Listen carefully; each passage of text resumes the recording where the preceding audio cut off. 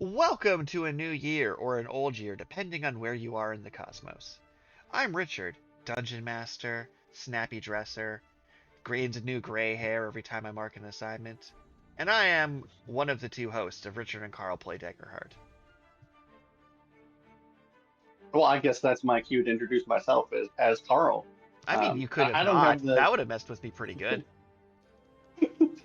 I don't have the illustrious DM credentials of Richard here, but I am a tabletop RPG player, um and who knows when you're listening to this. Maybe this isn't old year when you're listening to this.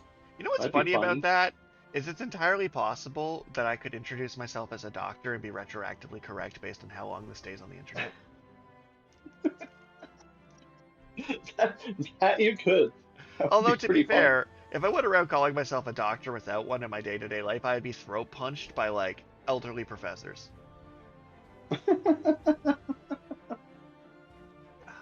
So, before we get into Yeah. daggering some hearts, tabletopping some role plays, Mhm. what is new in the Carlverse?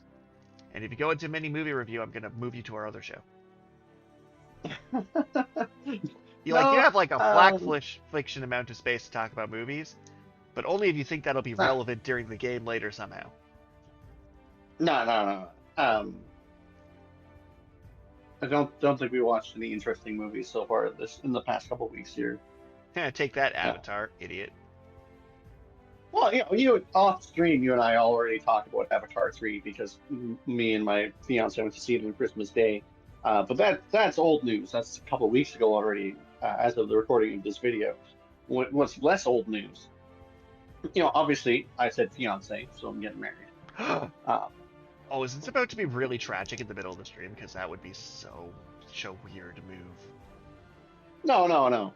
Um, I've also off stream. I've mentioned to you that my gift to my groomsman and best man is That's me! the suit that my gift is the suit that suits we'll be wearing to the wedding. Man, if you're Tony Um, Stark, that'd be such a sick gift. well, I mean, you're right. I'm not Tony Stark. I'm kind of cheap. And I've been So let me clarify, I that's bought. still a sick gift. I just think if it also had blaster hands, it'd be a sicker gift, okay? Like, no disrespect intended here. Well, no. So I bought um, super cheap ties, cufflinks, and uh, handkerchiefs off of Alibaba, which is a service that connects you directly to Chinese warehouses. And I mean, I certainly hope that they're not like sweatshops or something there. Um, but Man, you know that's what's that's my funny? As budget I was if I'm about to buying. give the disclaimer, it's like, not sponsored. And then I was about to, like, just say something unhinged to get me sued. So just know I was about to go on a full tirade about sweatshops versus current political neighbors and what one's actually, like, sketchier. As, like, Hmm. companies are out here, like, straight up union busting. But that's a whole other story. But I have also decided I was just going to buy like the whole suits on Alibaba, and got measurements from all my wedding party people, and I hopefully I picked the right size, and I ordered them, and they said it would take like a month and a half for them to show up. Yeah. Like, okay, that makes sense coming from China. Whatever. Um, I was happy with the quality of the ties and handkerchiefs and cufflinks, which, by the way, I don't even know how to use cufflinks, so that'll be an adventure. But that's not the point. The point is, these suits are supposed to arrive in like a month and a half. Uh, like maybe 2 weeks later, my fiance is like, "Oh, hey, you have one of those package notices from Canada Post." I'm like, "What? Um, I mean, suits aren't supposed to be here for like a month ago. Like, what's going on here?" And she's like, "Well, yeah, maybe it's your suits. Maybe it's your suits." And I'm like, "Yeah, yeah, okay, I'll go get them on the next day that I can." So like, so I go to the post office, which unfortunately is one of those crappy post offices in Shoppers Drug Mart. Um, and they only have one worker, and they're working as slow as they possibly can. So there's a lineup of like 5 people at all times. Yeah, that was a solution. Let's cancel our passive source of income known as a crown corporation and instead outsource it to a private company to give us worse service. That's a great strategy for a primary network communication system that citizens are required to use by law to prove they exist to citizens. Anyways, you literally so can't you can't Mhm. rent a car if you can't prove that you've received a piece of mail from Canada Post these days. It's wild. But so I finally, it's my turn to get up to the counter. A couple people, actually, the Amazon return packages were really quick. The person just had to like scan 3 things, and then they're like, "Hey, you're good to go." But I get up to the front counter, I hand them my little slip that says I have a package. They're like, "I need to pick up this package," and they're like, "Okay," and they go and they grab a cardboard envelope, and I'm like, "Oh." Well, I mean, I didn't really expect it to be suits, but I was kind of hoping it would be suits like that. That somehow they like managed to just have some in stock and send them right away or something. Yeah. No. They have to like. It takes a while for the sweat to solidify into the suit. Anyways, so I get that cardboard envelope, and I open it up, and I was a little bit annoyed because it was a notice from SGI, the Saskatchewan uh, Insurance, Saskatchewan Government Insurance. So that must be what it stands for. Anyways, they're the insurers for vehicles, and they do other forms of insurance, but primarily vehicle insurance. And I had gotten into a fender bender in a parking lot, and the other party filed their claim faster than I did. And I was in the process of filing my claim as well, but they decided I had taken too long and sent me a warning note saying that, if I don't file a claim within 30 days, they're going to go after me for all the damages that they have to pay out for this claim. It's like, well, I'm already submitting my claim. I don't know why. I got a letter that said I needed to submit a claim already. Like, why did you feel like you had to send me this, like, certified mail or whatever it is when they put it in a cardboard envelope? Oof. Very disappointing. And that's a story of how my co-host went to jail. I didn't go to jail for not filing a claim. They just the letter says that they will come after you for all the damages, all the money they have to pay out for damages related to the claim. We later learned because they you just didn't simply file had to put a toilet plunger over the dent and pull up. So you owe them $13 and a toilet plunger. Could be expensive. But so, I mean, on a slightly happier note, I mean, depending on how you feel about sweatshops. Negatively. I want it to be nice. very clear. I feel negatively about sweatshops. But I am happy that the suits are ordered, and hopefully they will be as high quality as the ties were, because the ties are actually pretty nice. Fair. I'm just laughing at this idea to be like, so this podcast is like, well, they seem to have like pretty woke values. They're pretty inclusive. They love people, but their stance on sweatshops leaves a lot to be desired. Like, I'm just out here giving like a 2-hour-long live play session that's just pure anti-capitalist messaging, and then ends with me supporting. Our sponsor today is Sweatco. We make sweaters with human flesh. No, anti-sweatshop. Sweatshops are unequivocally bad. It's also, though, That's to be fair, mildly racist to assume every shop that isn't in Canada or the United States is a sweatshop. So there's a ground to this. Yeah, well, I mean, a lot of what I don't necessarily agree with the style of governance in China,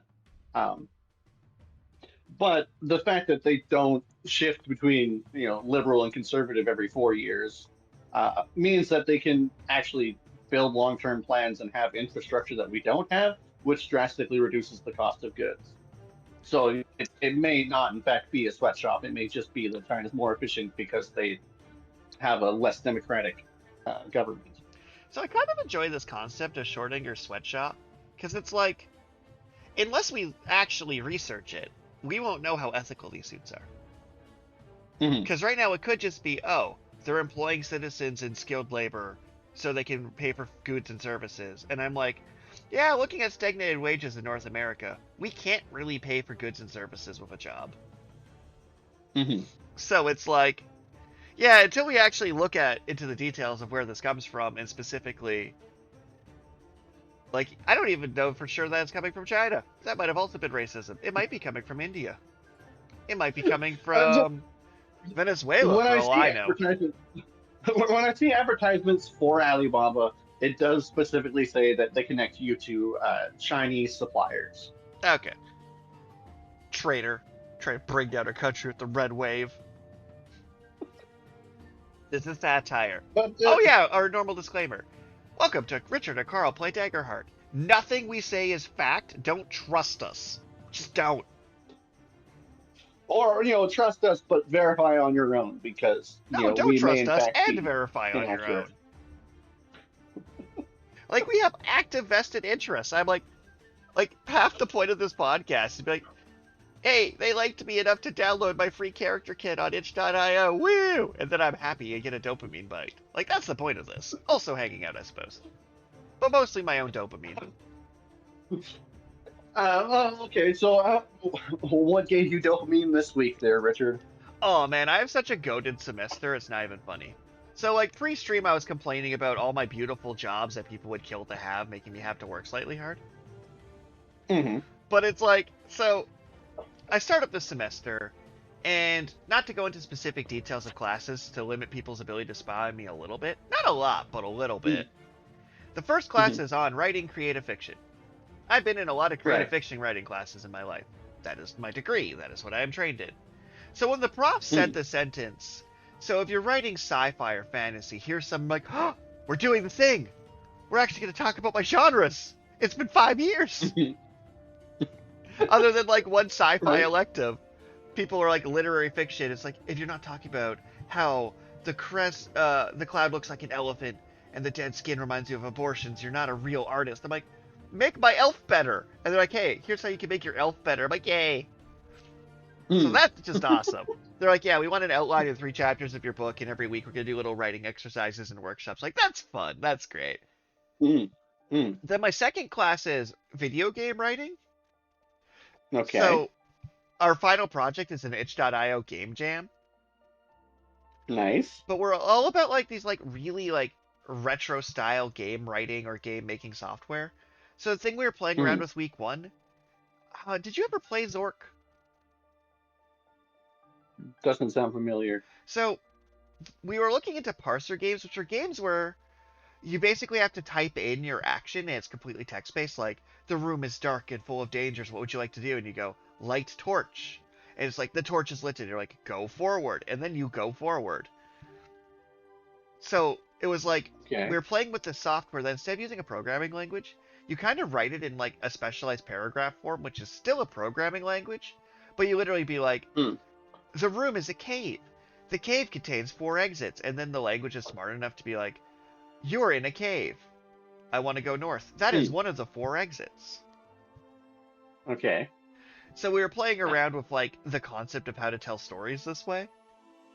And yeah, each week we play around with a different tool for a bit, like the Twine, Choose Your Own Adventure novels, this like 8, not even 8-bit, I think like 2-bit game where you just like color in squares to make your sprites and move around and talk to things, like a top-down adventure game. Okay. So like every week we spend 2 hours in class playing around with these tools to like make little game projects to then make a big project at the end. This is great. Like, I have such an unfair advantage, it's not even funny. Because it's like, prof's like, hello literary students, I know you're afraid of technology, but today we're going to talk about itch.io. And I'm like, oh no. And then they're like, hey, this is Twine markup language. And I'm like, I handed in a paper written in that last semester. Do you know about visual novels? I'm like, oh boy, do I. Okay, wait. So your other class members, are they actually as technologically illiterate as the professor suggests? The curve. So, like, I'd say about half of them. So, 2 people are on my level, 3 people are about Mhm. a step below, and 3 people are like, oh no, computer. Yeah, okay. So, like, basically the class, like, our most complicated software runs in browsers. Like, you'll be fine. Mm. Mhm. And then you get to pick whatever tool you want at the end to make your interactive game. Next week we're doing one-page self-player TTRPGs like not care. Nah, I'm drawing a blank on it. There's one that'll come to mind in the middle of the stream. But basically, it's the idea of making a rule sheet with random tables so you can play a one-player TTRPG by yourself. Oh, I have one of those yeah, published okay. somewhere. So like, It's not on H.io. no, this one was back when I was doing the Ramen Packet Gaming thing a while ago. Ah, right, right. So it exists out there. People want to hunt it down and find it. But that company, everyone went their separate ways, like things are to do. Mhm.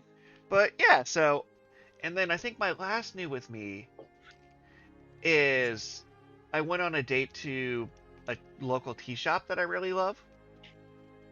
And the tea shop was delightful. The date was okay. But then after the date, me and my friend met up to go through a bunch of split fiction, which is sick. So, Split fiction? split fiction. So there's a couple games that come out recently. There was It Takes Two and then Split Fiction. The idea of a asymmetrical co-op game where you're playing a 2-player but each character gets separate abilities. And it's like Mhm. really designed as a story-driven game. So the concept Right. of the Split Fiction game is an evil company hires a bunch of authors for a book deal Mhm. and throws them in this like weird Matrix-esque pod to steal their stories. Ah. But our 2 characters end up in the same pod together. So Mhm. because the idea is like you play through your story in VR as they train their story making machine on like all your ideas. Okay. So it ends up having portals that warp you between the one person's fantasy stories and the other person's sci-fi stories. Hmm. And like it's not like it's full of collectibles and things, but it's exactly challenging enough to be a good 2-person game to play, especially if you're playing with like a experienced gamer and not less of a non-gamer, or just like 2 experienced gamer. Like it's not quite a hallway simulator. It has more gameplay than that, but it's definitely like a story game. But because you're jumping through these portals to different stories every like 20 minutes, and the mechanics flip on you, it Mm. doesn't get boring. But I put it on par with like a slightly harder than a Lego game. Okay. But it like doesn't have Just as collectibles. It doesn't punish you. It's all about like you just play the game. a slight side tangent. You're mad that Um, I'm allowed to give a while. impromptu game reviews and you can't give impromptu movie reviews? No. My brother. The good He one or was the living bad with one or the someone. neutral one? Well, firstly, I only have 2 brothers. I said what And I said. secondly, I mean, I would say neutral. I don't know. Anyway, more to the point. If you don't know, they're probably the bad one. Ha ha. I like how I just threw an extra person in Anyway, as one of your brothers, and I think you know who the extra person I just threw in against your will is. but the point is that my brother he was living with someone who has a child, and the child was like 4 or 5 or something. That So they sounds have a like Nintendo effort. Switch. They have a Nintendo Switch, and they downloaded the game called Brothers, I believe it is, and it's one of these cooperative 2-player games, um, uh, where it's about the story of these 2 brothers, and they're on a quest to like find this medicine for their dad. Um, and my brother is like, oh, okay, I mean, that's kind of like this game, and playing with this little kid. But then the story turns like super dark. And apparently, at the end of the story, uh, my brother's character was like killed by by a giant spider, and the little kid's character had to like bury the body. That's amazing. Like, I do believe we try too hard to not traumatize kids anymore. Because, like, I was fully being traumatized by my media as a kid, and I turned out to a perfectly functional person who writes TTRPG rules till 4 in the morning in a basement suite.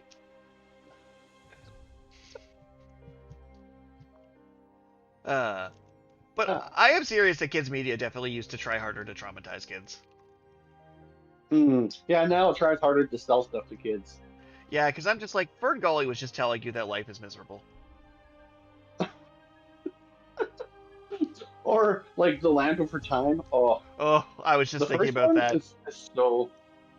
The first one's so dark compared to all of the subsequent ones. Yup. Ridiculous. That's what happens when a marketing board gets on board after you tell you're incredibly dark. You know what I was actually going through recently? So someone ran an AI Hmm? upscaler on all the episodes of Reboot to put them into 4K for some reason. Okay. And because it was early CGI, it turns out if you run an upscaler for it, the show actually looks pretty good still. Like, the animations are still a little shift and janky at places, but like, it was the first Hmm. CGI show ever made. Right, right. But the writing is so good and weirdly dark. That episode that's a straight up parody of Schindler's List. What? It's literally about an evil dictator trying to steal people's ID codes so they have to work for his fascist empire. And then someone who accidentally got tricked into handing over these ID codes. And then has like a full on depressive episode. And then they end up in a post apocalyptic future that's basically concentration camps everywhere. And then they get chased through a funhouse by an evil clown. Like,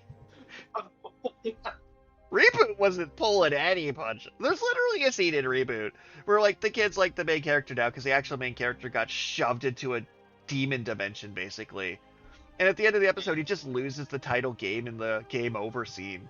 And then the next episode, he comes back jacked muscle with a robotic eye and a machine gun, being like, I've been a vagabond suffering for the last 10 years trying to find my way home. And you get back, and it's like actual dystopia, people coughing on the street, someone just finding a bunch of arms in a dumpster. And I'm like, this show's great. This show's amazing. They have an Evil Dead reference, like episode 2. What? Yeah, they Jeez. literally like are just playing the game Evil Dead with the groovy and the shotgun and everything. Great TV. Like, there's no way the 12-year-old watching the show was going to catch the straight-up Agent Scully and Mulder reference, talking about how the user doesn't exist, it's just propaganda. Good stuff. But, yeah. We need to traumatize kids more, is what I'm saying. Well, I mean, hopefully we can traumatize kids with our Kids should not be game watching our of podcast. Brotherhood. Good segue, but no. No, they should not be. I tried to do a 1 F-bomb per episode rule and fail miserably. I mean, so far I don't think we've used any, so that's good. Yeah, I'm saving it. But, like, no, kids shouldn't be listening to this. This is for adults. If you can't vote, turn this episode off. Wait till you can vote. Come back. Vote in your first election. Democracy is important. Then come back and start listening. Right. Reasonable, right? That would be hilarious, by the way. This is my new system. After you vote, you get a QR code. And you need that QR code to be allowed to access any websites that say, are you 18 plus, click here. Ah. You have any idea how much it would spike voting numbers that you couldn't access porn without voting?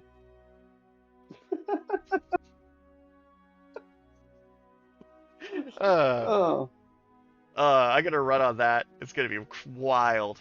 So, last time on Daggerheart. After successfully murdering a bird companion, and then stumbling into was effectively the Nation of Haven's Doctors Without Borders camp, searching researches for diseases, treating both sides of a tense conflict. Haven, the empire to the north, the god-fearing, god-killing empire, was a powerful force in the region, until a horrifying illness, serpent sickness, spread throughout the area and decimated their population. A cure was discovered to this serpent sickness, a crimson lily petal, or flower, that could be used to unpetrify those infected. Haven, desperate for this cure, marched its remaining forces further and further south, colonizing land, setting up farms to try and grow this plant as a vaccine, but also as a justification to invade neighboring lands to claim their resources and to, in some cases, settle the savages. Trigger warning.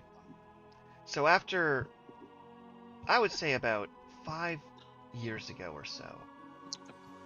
Not Elroy, but Leroy, a former fallen adventurer, had encountered a young girl Lyra under a bridge. He was under missions to try and hunt down the Fang race, an agent trying to steal something of immense value.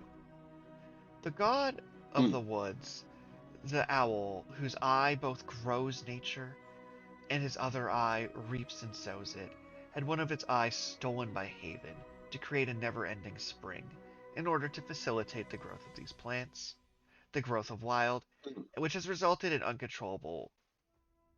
Basically, nature became cancerous to a certain extent with infinite growth, infinite repetitions. Things such as plant monsters started possessing these petrified people and walking them around like mech suits. What would be a regular sized bee would become weaponized exploding bees. And the danger curve just kept growing. Leroy, after being separated from Lyra on the top of a mountain after many adventures, and was just grabbed by an eagle and taken several days to the south, died seeking information for this Fang wraith. In a series of spying missions went good, he had some pleasant interactions in the village of Allura, but was driven forward to try and reunite with Lyra before he met his end by being stomped to death by furniture. So Lyra, having adventured her way to this camp, many years have passed since that day, as, quite frankly, being accepted into this Haven camp was the first time Lyra in her life was not being stalked or hunted. For many of the people of the Fanewick, the Wicklings, believed that Lyra was a cause of their protective charms and wards around their villages fading, increased monster attacks, and a sign of ill omen, a child cursed by the spirits. Where Haven found her to be an interesting asset, through some straight-up murder, blackmail, espionage, and mild tax fraud. Many years have passed since. Tell me, what does Lyra look like now, 7 years after arriving at this camp? What does Lyra look like now?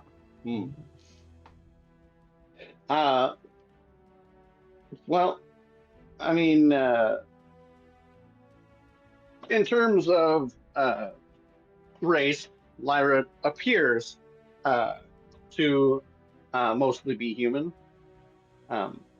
Their backs of their hands are a little bit scaly,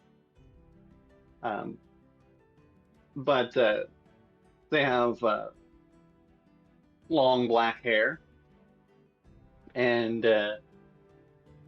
they're a little bit on the short side, probably like around just over 5 feet tall. But mostly unremarkable. All right. So, what's interesting is, you've been working in a relatively neutral location, but over the last 7 years, Haven has been slowly expanding south, setting up new settlements, repurposing existing shrines and temples into small cities, expanding the trade networks. And when the Haven first attacked, it wasn't really a war between two factions. For the Wicklings weren't a people united. There were several groups of independent villages and towns. There was no feudalism, there was no empire. However, since a large invading force has moved in to share the territory with them, many of these smaller towns and cities have started to unite, becoming more of a organization, not quite a formal republic, but closer to a unified nation of city-states to try and give themselves the bargaining power and the military power they need to strike back. And in essence, a Cold War has been going on in the background. You've noticed that over the last 7 years, you've had various spikes of incidents, be it monsters burning down cities, zombification plagues, deaths of mentors. But full-scale combat has not really broken out yet.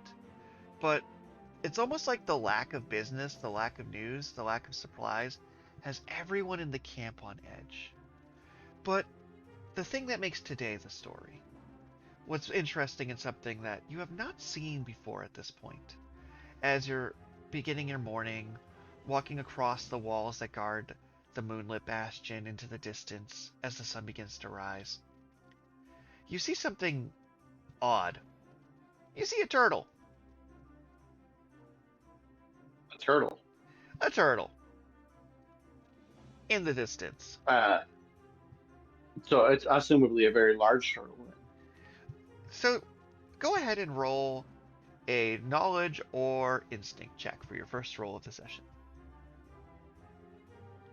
I am feeling knowledgeable. I got a 6 with hope.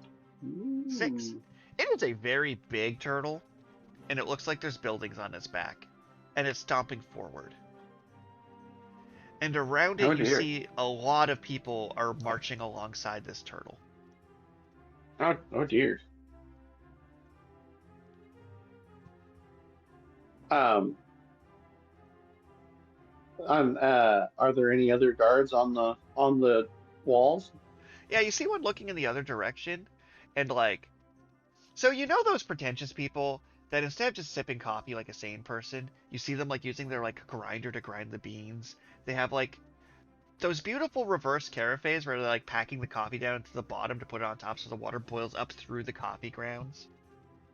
Like, this is someone who is fully focused, as you are a medical camp in the woods on the coast in the middle of absolutely nowhere. This guard is going through like a 30-minute plus coffee making ritual right now. I'm gonna go tap the guard on the shoulder. Excuse me, are we expecting any deliveries today? Morning. At this point, like, the guards don't really rotate here, and neither do the staff, so there are about 100 plus people of the 10 guards, the, like, 90 various staff members, other than the occasional retirement, leave, grad student finishing a workshop. You're pretty familiar with everyone in this base at this point, so they know you, you know them, and they look and go, nothing major comes to mind. Why do you ask? I'm gonna point at the turtle and people marching alongside it. He just drops his fancy carafe, right? I was like, ah! And then runs and starts like hitting a gong. And you see like the 2-3 other guards on morning, because like there's 10 guards, so there's like 3 on shift, and they just kind of rotate through the day. Mm-hmm. And you see 2 are running up, full speed. And along with them, it's nobody because of shift changes right now. You're technically lead doctor on site at the moment. So you're technically in charge here. So they're coming up to me for direction. They seem to be heading in your direction. Because as you're aware, after your mentor passed away, after some internal politics and some spite, and after working there consistently for 8 years straight without missing a day, you're actually pretty high up on the chain right now.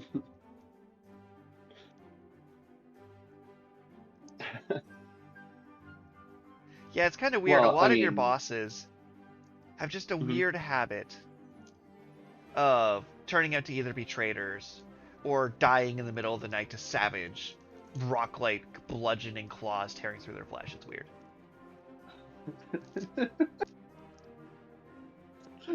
Right. Look, what's going on? Who are those people watching with alongside that turtle there? And what appears to be the head guard's like, he like climbs up. Like, this is a simian, like almost like a half monkey of sorts.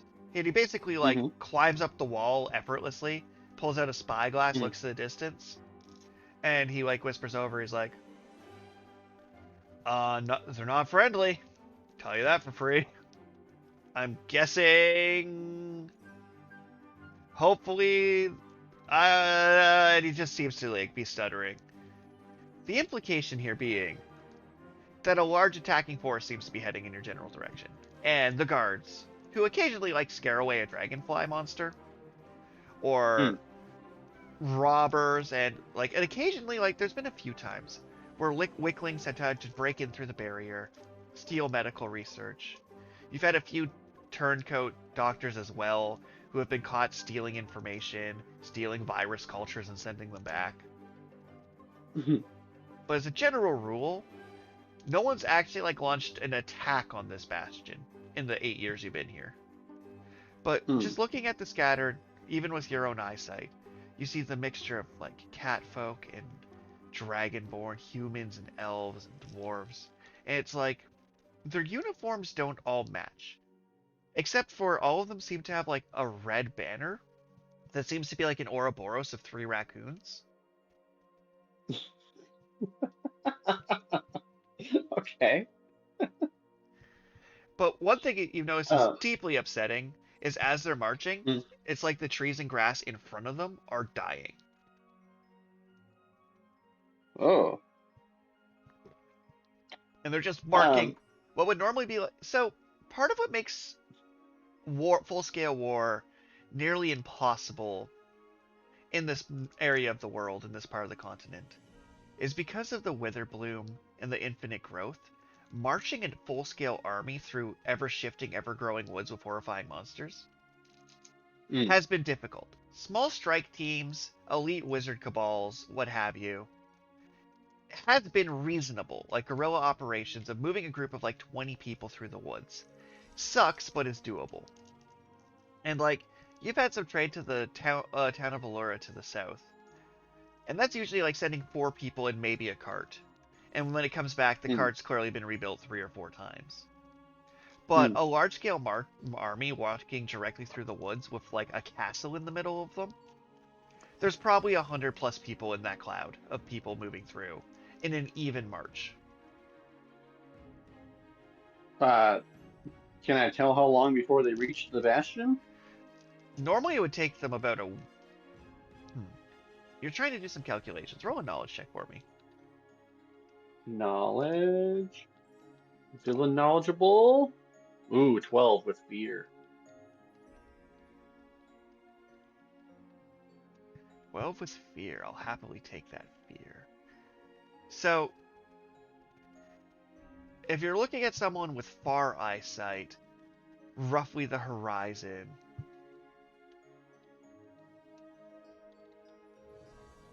you're going to be looking at about... Thankfully, so if you were a normal person with normal eyes, they'd be about an hour away. But with the distance they are on the horizon and just the sheer size of that castle, probably maybe a day. I see.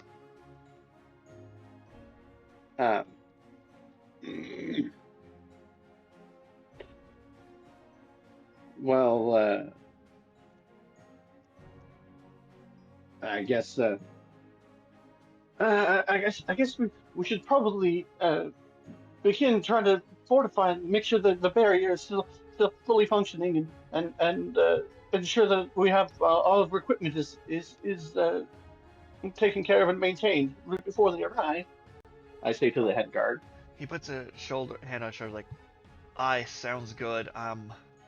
Sorry this has to happen to you before new support arrives. We'll be fine. They're not gonna murder a bunch of doctors, right? And he just runs away to do his job.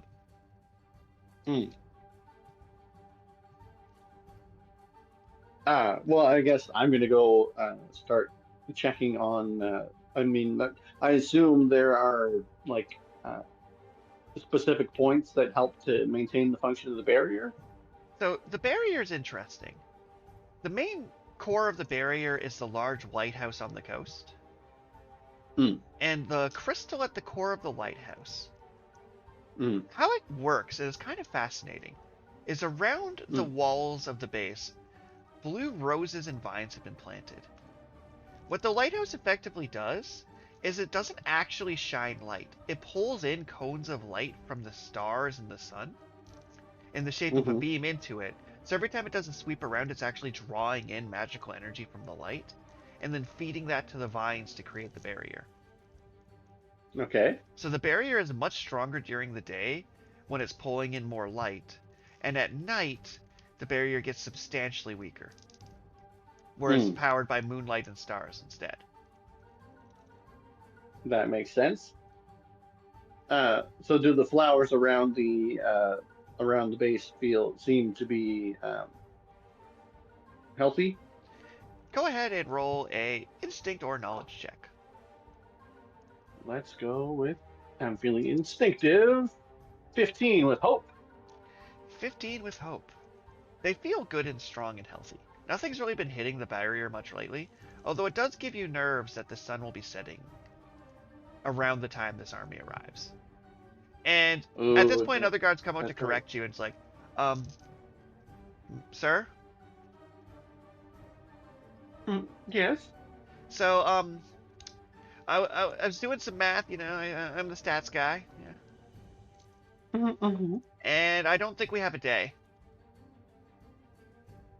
Oh, how long do you think it'll be till they're here? Probably about 8 hours. 7 now. They're here. Well, I mean, are the weapons being maintained? Are we already sure that everything is sharp and ready to go? What? No! What? No, we're not ready to do that. Oh, God! Go ahead and roll a presence check Uh, for me. Presence check. Like, could you imagine if you said that to one of your delivery drivers? I'm rolling a presence check in 19 with hope. They calm down. They're like, so, um, the guards are ready to go.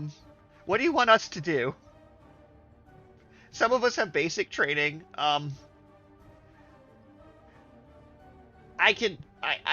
Many of us have sworn oaths to not kill. Specifically to do no harm.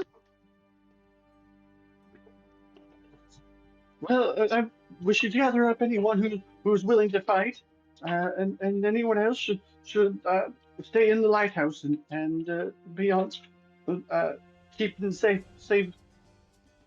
in safety. Got it. So they I run see. off to try and gather people up.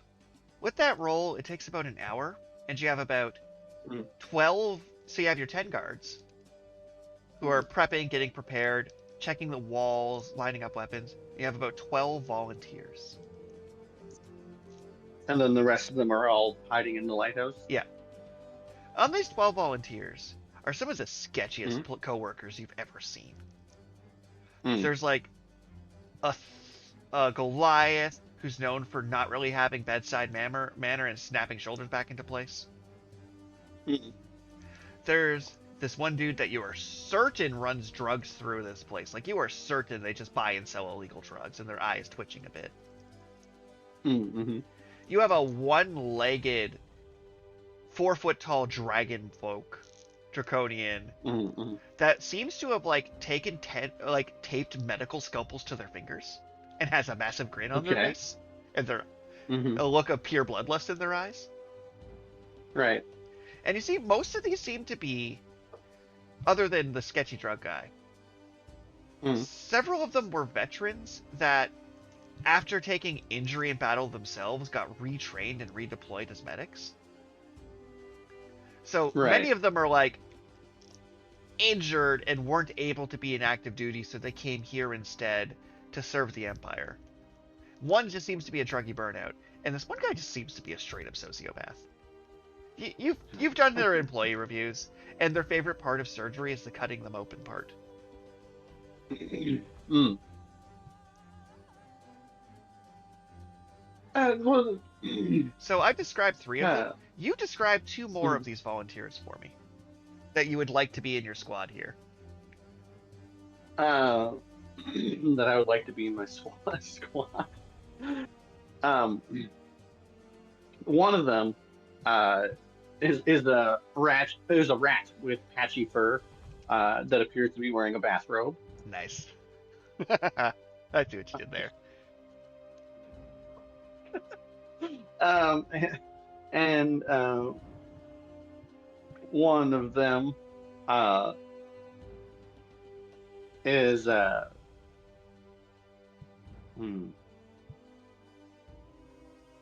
No, he's got a peg leg for sure. Um. Oh yeah, he's just a peg-legged catfolk. Okay. But he has navy blue fur. Very unusual fur. All right. So, at this point, you have about 5 hours left. They've been armed and equipped to the best of your ability. Your mighty fighting force of 22 individuals. People have evacuated into the lighthouse.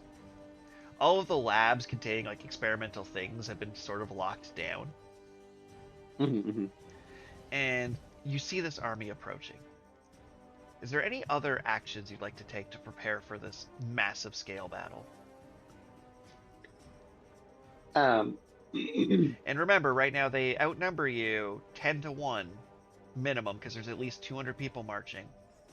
And a giant castle turtle. Well, I mean, I guess I want to quickly inventory. Do we have any vials of that acid that I used to break into the lab last session? Oh, no issue at all. But it will take you, like, if you want to, like, stock up on acid vials, that'll be one of your remaining 5 hours of prep time. Well, I mean, yeah, I want to stock up on acid vials and make sure that we have slings so that we can actually, like, hopefully throw these acid vials at people. So I'm going to say for, like, we'll have access to about 10 usable vials of straight-up acid. As a squad. It's not like you stock a ton of acids, but you have some. You have to remove moles and things. You actually have a fair amount of really dangerous things if you think about it in a hospital. Yeah, that's true. All right, you have 4 hours left of prep time. And just to give you a reminder of what kind of resources are available to you. So in this camp, you have a sterilization tent at the entranceway. You have many small triage tents set up with patients. As mentioned, you were actually pretty low on patients. Your patients are kind of in, like, I'm going to say about... roll a D100 for me. Roll a D100. Let's see. There's no option for a D100 on this website. All right, roll 2 D20s then. No. Something I didn't mention in the What's New With Me segment is that I received a set of novelty dice for Christmas. And I have a actual D100, which is basically just a ball. I don't know how it actually even... I mean, technically we just rolled 2 D10s, but... Yeah, no, but I have like an actual D100. It's like the size of a golf ball. So, I was talking like Daggerheart design with a friend of mine a while back, and I'm like, you know what would be great? I should make cursed weapons that use the D3, the D5, the D7, the D9, the D13. Because, like, the very act of attacking with those dice makes people unhappy, and then gives them a set of those, like, unnatural dice to roll for the weapon, and the curse is just you have to roll a 7-sided dice for damage, which just mess with people so much that that's the curse. I got a 47. There are currently 47 patients here. Oh, that seems like a lot. Yeah, that's why we left it to chance. But I guess that's relatively low. So if you think about it, there's typically more patients than doctors at a hospital. Yeah. You're at a point where there's about as many patients as doctors. Do we have any nitroglycerin? I'm going to say yes, because it's fun.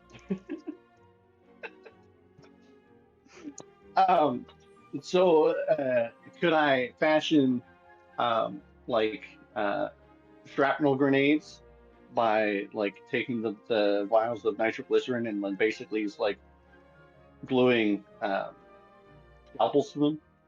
Go ahead and roll a finesse check for bomb making, or presence if you want other people to make the bombs. Actually, yeah, I'll go with presence because all right. I don't want to blow my hands off. Mostly kidding. Critical success! All right. I'm going to say you had some of these doctors, because some are still attending the patients, even though you basically told everyone when the fighting starts, retreat to the lighthouse. And you asked some of the ones that don't want to fight, but like seem to think this is a moral gray area where they're allowed to make bombs. And you do end up with, and note this down somewhere, 10 shrapnel bombs. Sorry, how many shrapnel bombs? I'm gonna say 10. 10 feels pretty good. Just as a random side note, you mentioned a D3. I was a little bit disappointed in the novelty set of dice. It just includes a D6 that has the Roman numerals 1 through 3 on it instead of 1 through 6. Yeah, that's fair. Fair and reasonable. Well, yeah. I mean, you know, a regular D3 is like a football shaped with the 3 sides that it can land on. But anyways. So I will say, just for my own notes, they function as the fireball spell. Like D&D fireball? No, there's a domain card called Book of Nori, which one of its spells is fireball, which is the Daggerheart equivalency. That's basically it's a D20 plus 5 using a proficiency, and they make a reaction roll of 13. If they succeed, they take half damage. So it's functionally a fireball spell. Sorry, what was the name? The Nori? Yeah, Book of Nori. Book.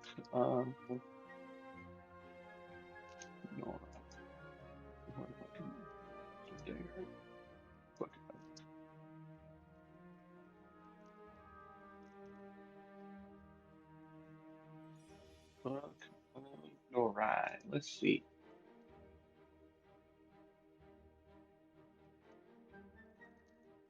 Make a spellcast roll against a target within far range. On the success, they're temporarily restrained and must mark a stress. The blind creature restrains them. Oh, no, okay, we want fireball, not resist. Make spellcast roll very far. Target and all creatures within very close range of them make a reaction roll. DC 13. Those who fail take a D20 plus 5. Or in your case, because of proficiency, if you throw it, it's 2d20 plus 5, but if a regular doctor throws it, it's 1d20 plus 5. Okie dokie. Alright, so you have explosions. And about 4 hours left until this army invades you. So just to kind of give the recap again, you have greenhouses for growing medical plants, synthesizing labs, a locked-in-key tent that has a 5-petaled crimson lotus blossom, 1 vial of plague culture. Yeah, we're not using the plague culture. The office attached to the lighthouse itself, little tent set up. It's on the edge of a cliff, and there is an elevator down to a port that you can use to receive supplies by boat. And a shack that contains the Raven Master who sends messages out with his ravens. And 1 fat pigeon that's painted black. But mostly ravens.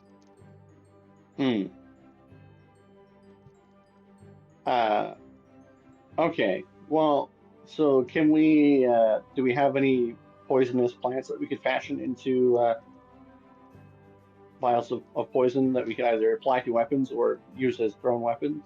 Go ahead and roll a knowledge check.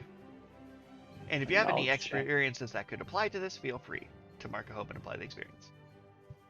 Well, we didn't go over my experiences, how they would change. So I have. You may rewrite any experiences as you see fit once, and then they're stuck with the new experience.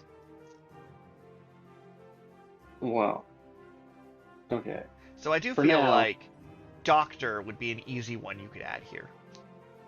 Yeah, medical experience for sure. I'm gonna mark a hope. Go for knowledge. And my doctor ability, and 13 with hope. Okay, so you absolutely have poisons. No issue at all.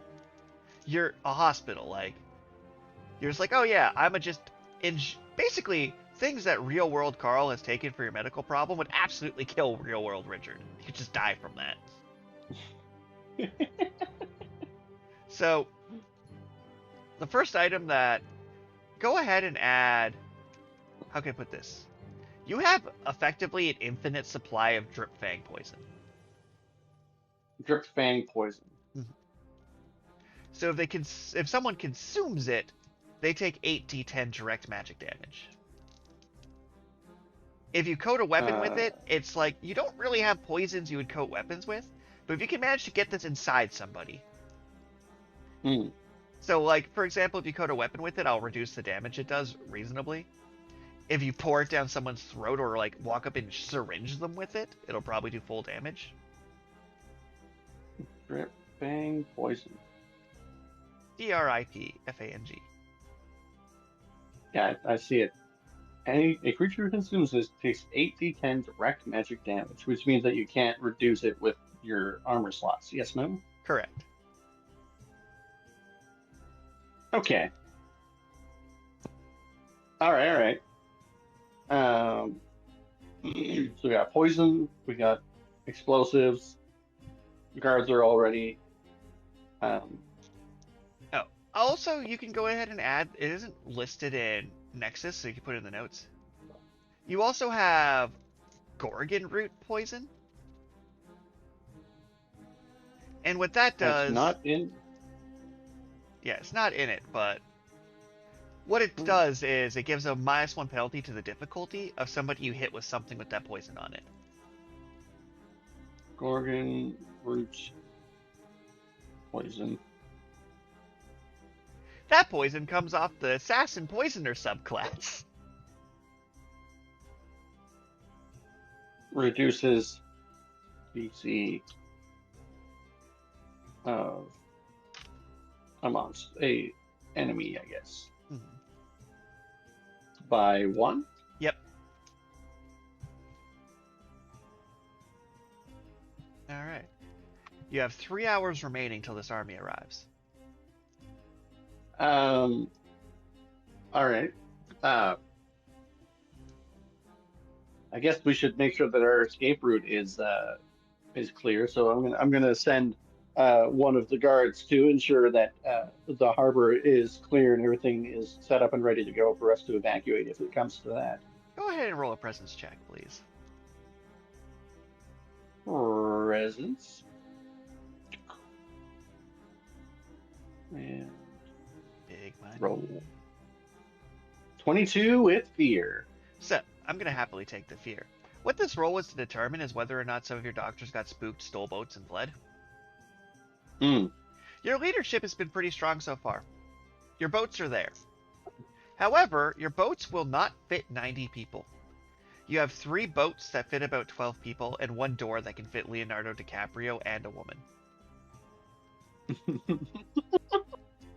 So, if you want to evacuate, 12, 24. You're only getting 36 people out via sea with your current supply of boats. Because they're not for that. They never thought we need to evacuate this entire camp. I probably should have thought about this first, but I should also send a message to see if I can reach out to a nearby, to anywhere nearby that can send reinforcements and or additional boats for evacuation. Roll a knowledge check to have preemptively done this. All right. Knowledge check. And 12 with fear. So I'm going to say you did do it. And you have 2 hours left, but that's what you did in your first hour, is you sent these messages to nearby people asking for boats and support and troops and help. Oh, God. Okay. Actually, you tell me. What does the letter say? Well, so the letter states that what our the mission statement of the camp and says that there's a army marching forward that has some sort of ability to wither the dude. Well, yeah, I mean, they call it the wither wild, but the wither is the best description for how you're describing that the ground in front of them just dies, right? Yeah. So as you send out all the ravens, literally to every nearby settlement, even some of the further away ones like Cobbler's Cove, you do see like the one that's just a painted pigeon, just a large dragonfly monster swoops down and eats it. But the rest all head on their direction successfully. The fat pigeon, no. It was delicious. All right, so just from your personal experience making this walk, you did spend about 3 days to get here from Worm's Heart Crossing, which no longer exists. Right. But it's been 8 years. You tell me, what has happened Did they rebuild Wormshouse Crossing, and what did they rebuild it into if they did?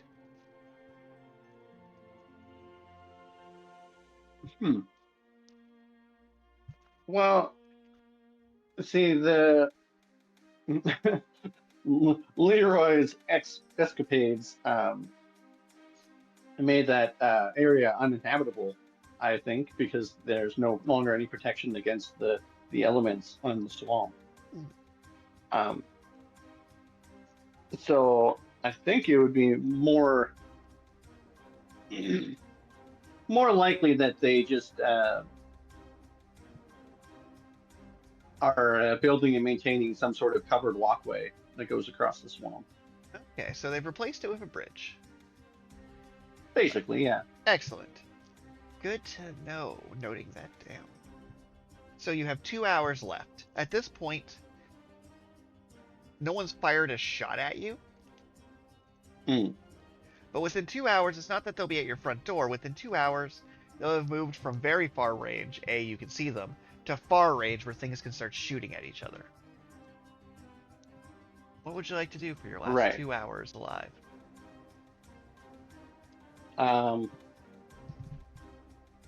Well, but you do notice something. In the distance, on the coast, you do see plumes of black smoke. Haven boats are moving down the stream from Cobbler's Cove. Because Cobbler's Cove and this camp do share a coastline. And it is much faster to send boats than to walk. Especially these, like, Fern Goliath, pollution-emitting, mechanized boats. You feel like those boats will get here in about 4 hours. Okay. So then actually, no. Next thing... Roll a d6 for me. For how long the boats will take. A d6? Yep. For how many hours these boats will take to arrive. A boring d6. D6 is the iconic dice. It's the one people picture when they picture dice, unless they have anaphasia and can't actually picture things. And even still, they'll assume that's what a dice looks like. Yeah, a lot of people probably can't even picture my golf ball D100. No, but they can picture a 6-sided dice because they've been forced to learn life lessons through chutes and ladders at some point in their life. And the lesson is life is an unyielding beast that doesn't love you. Well, my unyielding beast of luck rolled me a 2, so... Beautiful. So, they'll arrive at approximately the exact same time. Ooh, that's pretty handy. You got 2 hours left still. Okay.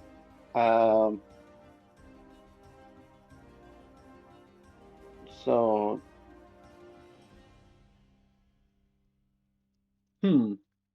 Well, see, I want to spend at least one of those hours praying to the gods and spirits for protection.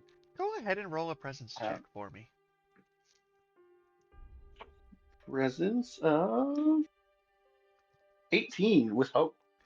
So, as you drop and pray, for a moment, everything goes black, then blue, then magenta. And as you open your eyes, you see yourself, but you look, and it's like your body is a cloud. And across from you is 2 koi fish that only have eyes on the left side of their body, swimming in a figure 8. Oh. And they're swimming around what looks like... Well, it's like several wispy clouds are being stitched together by lightning. But it has the face of a bunny rabbit. The cloud does? Yeah. It's like the clouds have been... It's like the clouds have been woven together by lightning into a plushy rabbit. Okay. And the koi fish are circling this rabbit that's staring at you. Ah.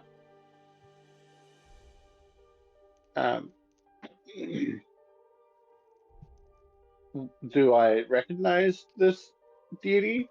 You recognize seeing this shape of clouds when immense amounts of rain and lightning descended upon Wormshire Crossing, erasing it into oblivion. Aha.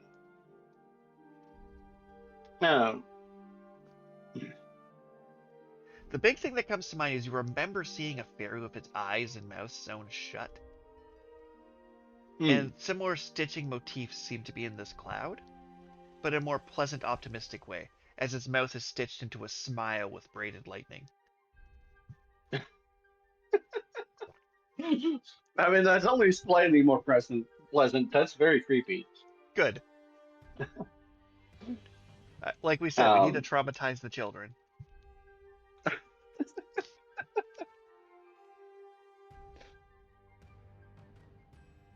Well, yeah. I mean, I'm just, yeah. I'm going to pray to this toy fish rabbit god that they bring their wrath upon these attackers. Roll a presence check for me. Yeah. Roll a presence check. 14 with hope. So you close your eyes, have this very, very vivid daydream. Open your eyes and just hear pitter patters as raindrops are hitting the barrier above you. All right. You got 1 hour left.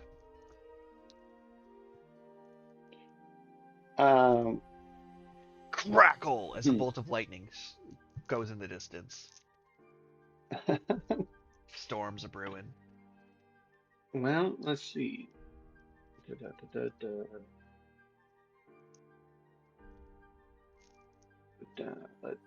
Looking at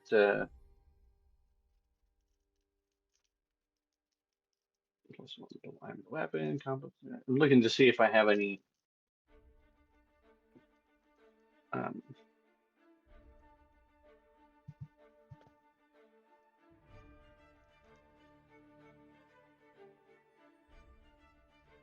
No, I don't really see any abilities that I have that would be useful for this particular. I guess I'll spend the last hour reinforcing the doors to the camp. All right, go ahead and roll a finesse check for me, or strength, your choice. I am more finesse. You may recall I made this a strength dump build for my brawler. So, I do recall, which is why I've been nice and I've been throwing out a lot of giving presence as an option to a lot of these dice rolls here as you became a leader of sorts. There was a kindness here.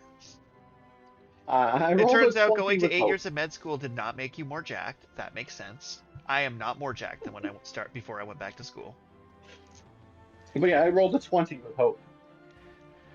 You're just like, okay, let's batten down these gates. And because there was like, your camp is pretty good at quarantine. And you have enforced this gate very nicely. Like, welding was involved. Like, this is a solid reinforced gate.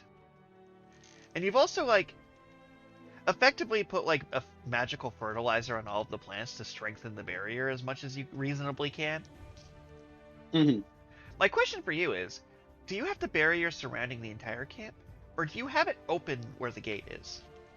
So, here's some pros and cons to this Sophie's choice of sorts. If you have the barrier's normally active everywhere except the front door and the elevator down to the harbor. If you put the barrier over the front door, it will make it harder to breach the front door. But it'll also mean that there's no longer more... Effectively, it takes away any incentive to attack in that way, because if the front door is as protected as the walls, they might as well go for the walls. So, like, not having a barrier on the front door might encourage them to take the front door. I was thinking that we would we would not have the barrier over the front door because we want to try and funnel them as much as possible towards the front door. Understood. So, your final hour is up. The boats are coming up to the dock. The enemies are now within 300 feet, very far range. That means, in theory, you could make an agility roll and get to melee range of something on an insane but this is about as far as possible. You see from this range the castle turtle in all its majesty, the mountain tortoise, whose slow steps and bites it's about the size of your camp. Okay. You said they're very far range? Correct. Okay. Very far range. and there's 200 soldiers. And now within this range, you can see like on this castle fortification on top of this turtle, standing at the like on the effectively like picture Hyrule Castle in your mind's eye. Mm-hmm. Now picture like the little fancy off area where like you'd stand to like give a royal speech. That's like up above like the stained glass window. And you see a woman in a red trench coat with a massive braided silver wooden staff with looks like an eyeball floating in the middle. And what the grass the eyeball is staring at is dying. I see. Well, that's not a good sign. And 200 soldiers of mixed various varieties that I'm not going to describe one at a time because I believe in some brevity. So the battlefield contains the mountain tortoise, a woman with a staff, and 200 soldiers. Behind you, pulling up to your docks right now, is a industrial steam frigate containing about 50 of Haven's best. Okay, so we can almost evacuate everybody if the soldiers just abandon the ship and we get everybody else on there. Yeah. It'll take them a little bit of time to dock, get off the boat, run up and help you. It'll take you about... Well, we'll see how long it takes during the action, how this plays out. But things are about to go down. However, with all of your preparations in place, you effectively, I'm giving you the spotlight. This is not a surprise attack by any means. So spotlight is yours until you drop it. Right. So the fireball, you said I have 10 of those. It says make a spellcast roll against the target within very far range. Yes. So that you built that they are in fact that they are in fact close enough for me to start throwing my shrapnel bombs at them. That is correct. And my spellcast roll is just, well, my spellcasting modifier is presence. Yep. So it would just be a presence roll then, yes? That sounds right. Okie dokie. Throwing the first bomb. A 16 with fear. So, I'm going to say with the density of this battlefield, as we're in quite literally the pitch battle environment card, as you go ahead and throw your first bomb, I make my first roll of the session of a reaction roll, and I need to beat a 13 here. Yes. And any creature within very close range of the target. So I don't know how many. I guess you've determined the density of the battlefield. But... Sorry, my dice roller is fighting me for some reason. It's like it says it's rolling 1d20 and didn't give. Ah, there it goes. It got a 7. Okay. So I'm going to. You tell me, out of these 200 soldiers, how many do you think would be reasonable to be within 10 feet of each other? Within 10 feet of each other. Yeah, because very close range is within 5 to 10 feet. Okay, well, we assume that a person is 2 feet wide. And no, this is the exact measurements I'm going to use when they start bombing you back. Right. But I would say, for an army marching, that would probably be 15 people. Damn. All right. Go ahead and roll damage to hit 15 people. So that is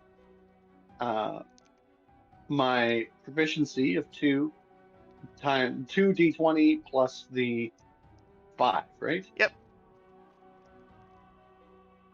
So for context, to one-shot these soldiers, if you manage to get a 26, many of them are just dead. And I roll only 18.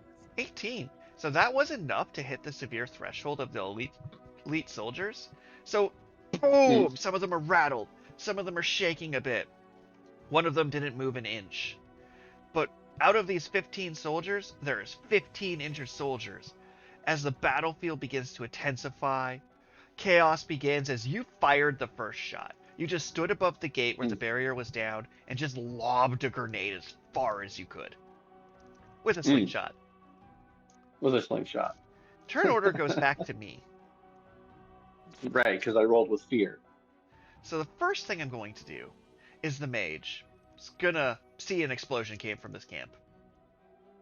You can't hear what they say, they're too far away at this point. But I am going to spend the first of my 4 fear to use the Battlefield Environment's War Magic feature. Oh. I pick a point within very far range. All targets within close range of that point must make an agility reaction roll.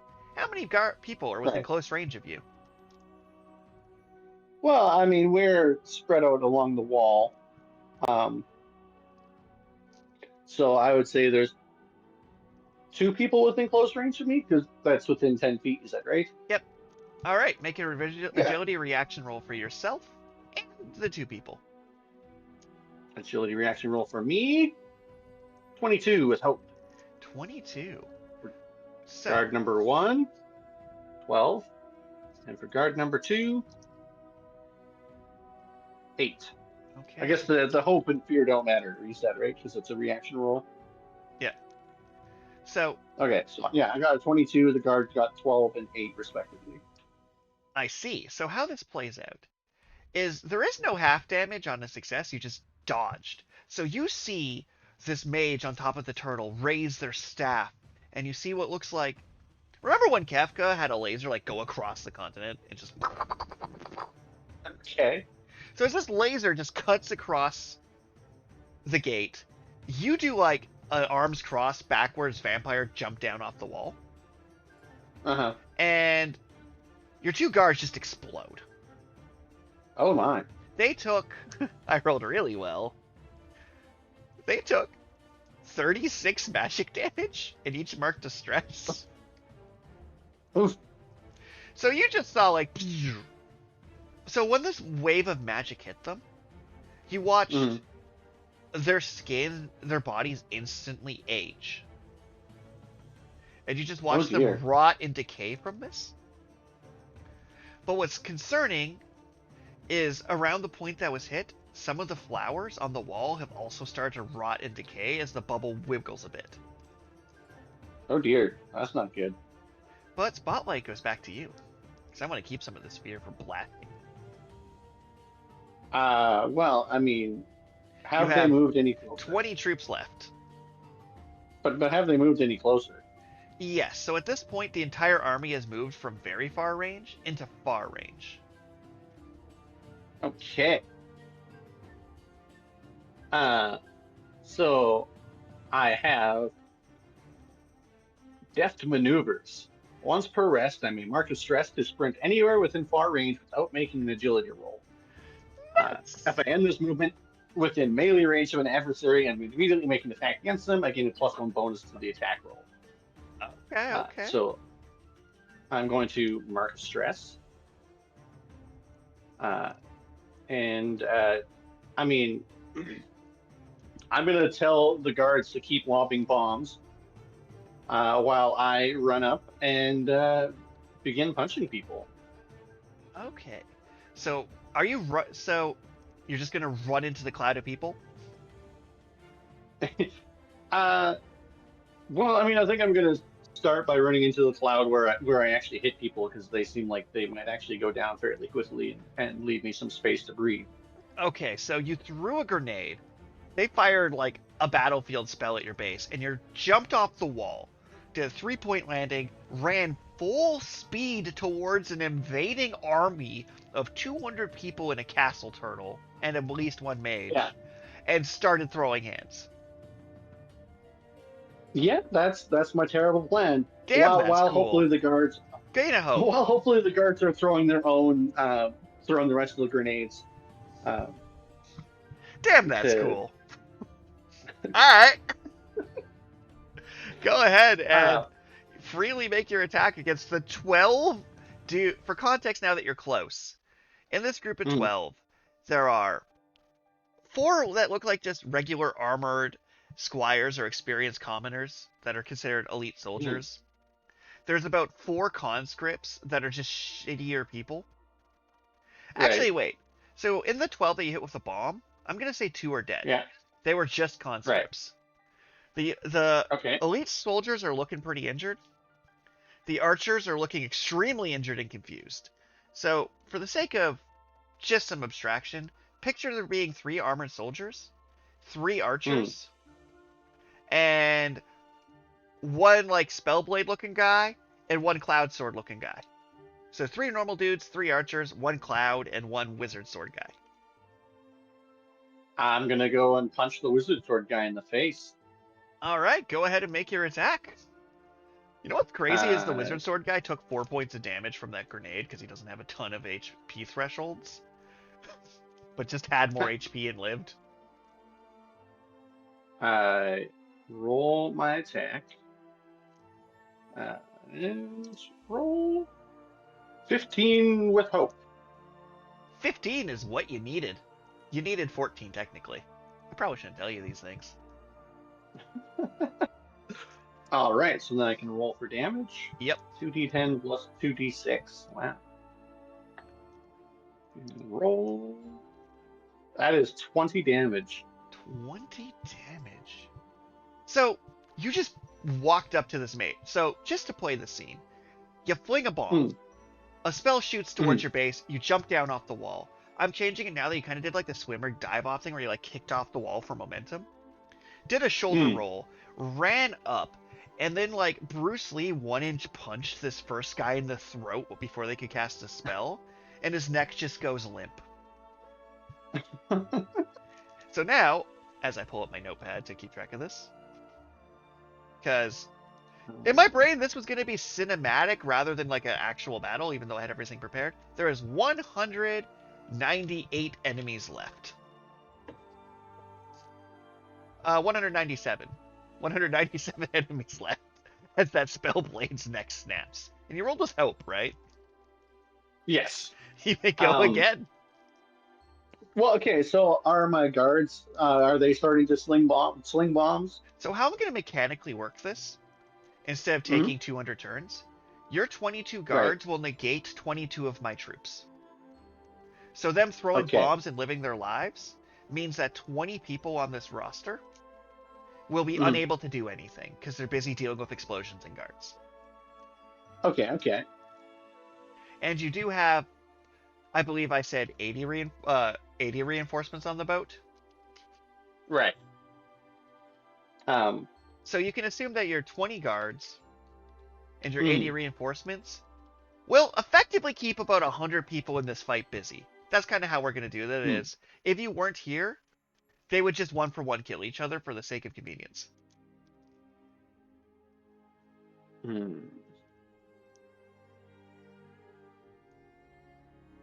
Okay. And if you want them to do specific things, let me know, and then we'll make if you use your action to have them do something special, I will then zoom in.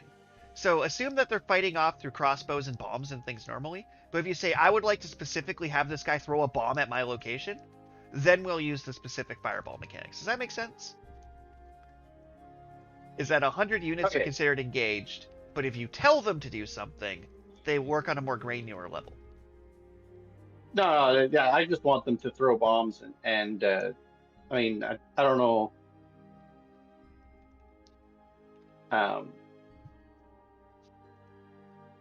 No, I'd say I probably took most of the poison vials with me because I want to force people to drink poison. That is a great sentence, sir. But first, I have this juggernaut feature, powerhouse. Increase the D8 damage from your unarmed strikes to D10s. Additionally, you can mark a stress to target 2 creatures within melee range with a single attack roll. Okay. If I mark the stress, is that just applying to the next attack, or how long is that applied for? It applies to just the next attack. Just the next attack. Okay. Well, yeah, because I kind of want to like, as I mentioned, my character fights mostly with presence, which is part of the whole badassery, running right into the combat to be as terrifying as possible. It's pretty terrifying. And when you throw the punch and it's that like terrifying death punch that Saitama does against Genos, but not actually punching him. But yeah, this I time kinda it wanna do connected. that- I kind of want to do that against two of the armored guards. I just want to attempt to punch them, mark a stress to increase my damage to D10s, and attack two of them at once with a giant death punch. Go ahead and make the giant death punch. All right, so giant death punch, mark a stress for that, and yeah.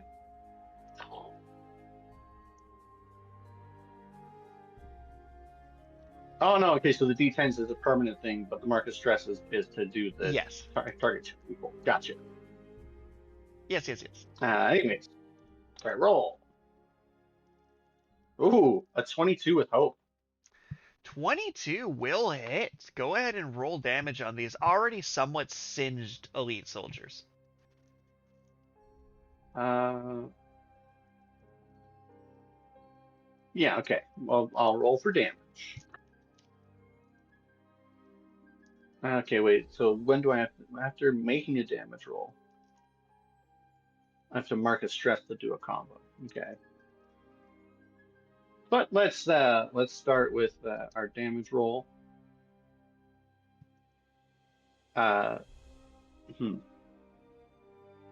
18 damage. I probably don't need to combo off of 18 damage. That's pretty. So, a little mechanical thing I'll let you know. Mhm. So, in a mass scale combat like this, if you do enough damage to kill somebody, but go over a threshold, like for example, this elite soldier has a threshold of 18. Okay. He would take 1 damage, and then those remaining 2 damage would get carried on to the next target. So you're hitting 2 people, Okay. but if you overkill those 2 people, I will let it snowball. If you hit the next creature's minimum threshold. It would be worthwhile to combo strike then. Yes, but it's only if you overkill by like enough to break the next guy's threshold. So like for example, if you hit for 19, the next guy wouldn't take 1 damage, but if you hit for 27, they would. Does that make sense? Like it's like they do 1 less damage when you have to carry it on to the next guy. Right. So it might be worth it. So I'm not. You can get hit more than 2 people here is kind of the point. In this case, then it's like, is that high enough? So yeah, you know what? Screw it. I'm going to try and combo off. All right. Mark a stress and begin. So roll our first one. Ooh, that's a +6. Okay. So I guess I roll my second one and see if I can roll a 6. Combo. Ah, no, I only rolled a 4. And that brings your total damage to? Okay.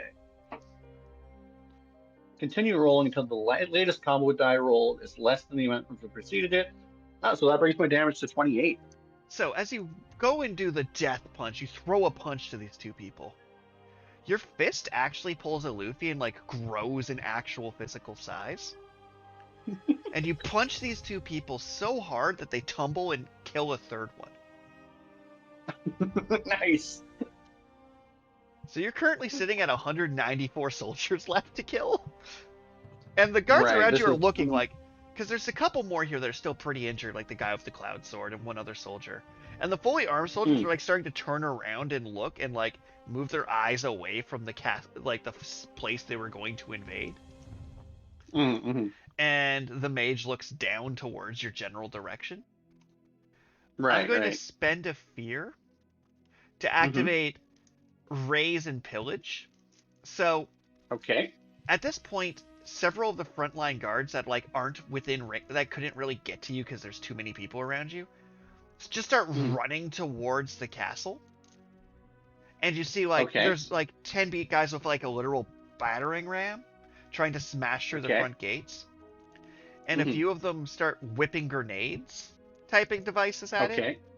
And your outer wall is slightly on fire. Uh-oh. Turn order returns to you. Okay. They have not got through the barrier yet, but like the grass around, like there's a hole that the main mage shot in it, and then fire's kind of Right. spreading outward from that hole. Ba-dum-bum-bum.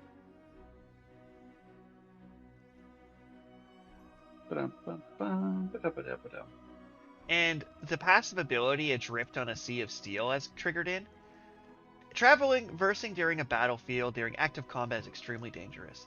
A PC must succeed on an agility roll to move at all and can only go up to close range on a success.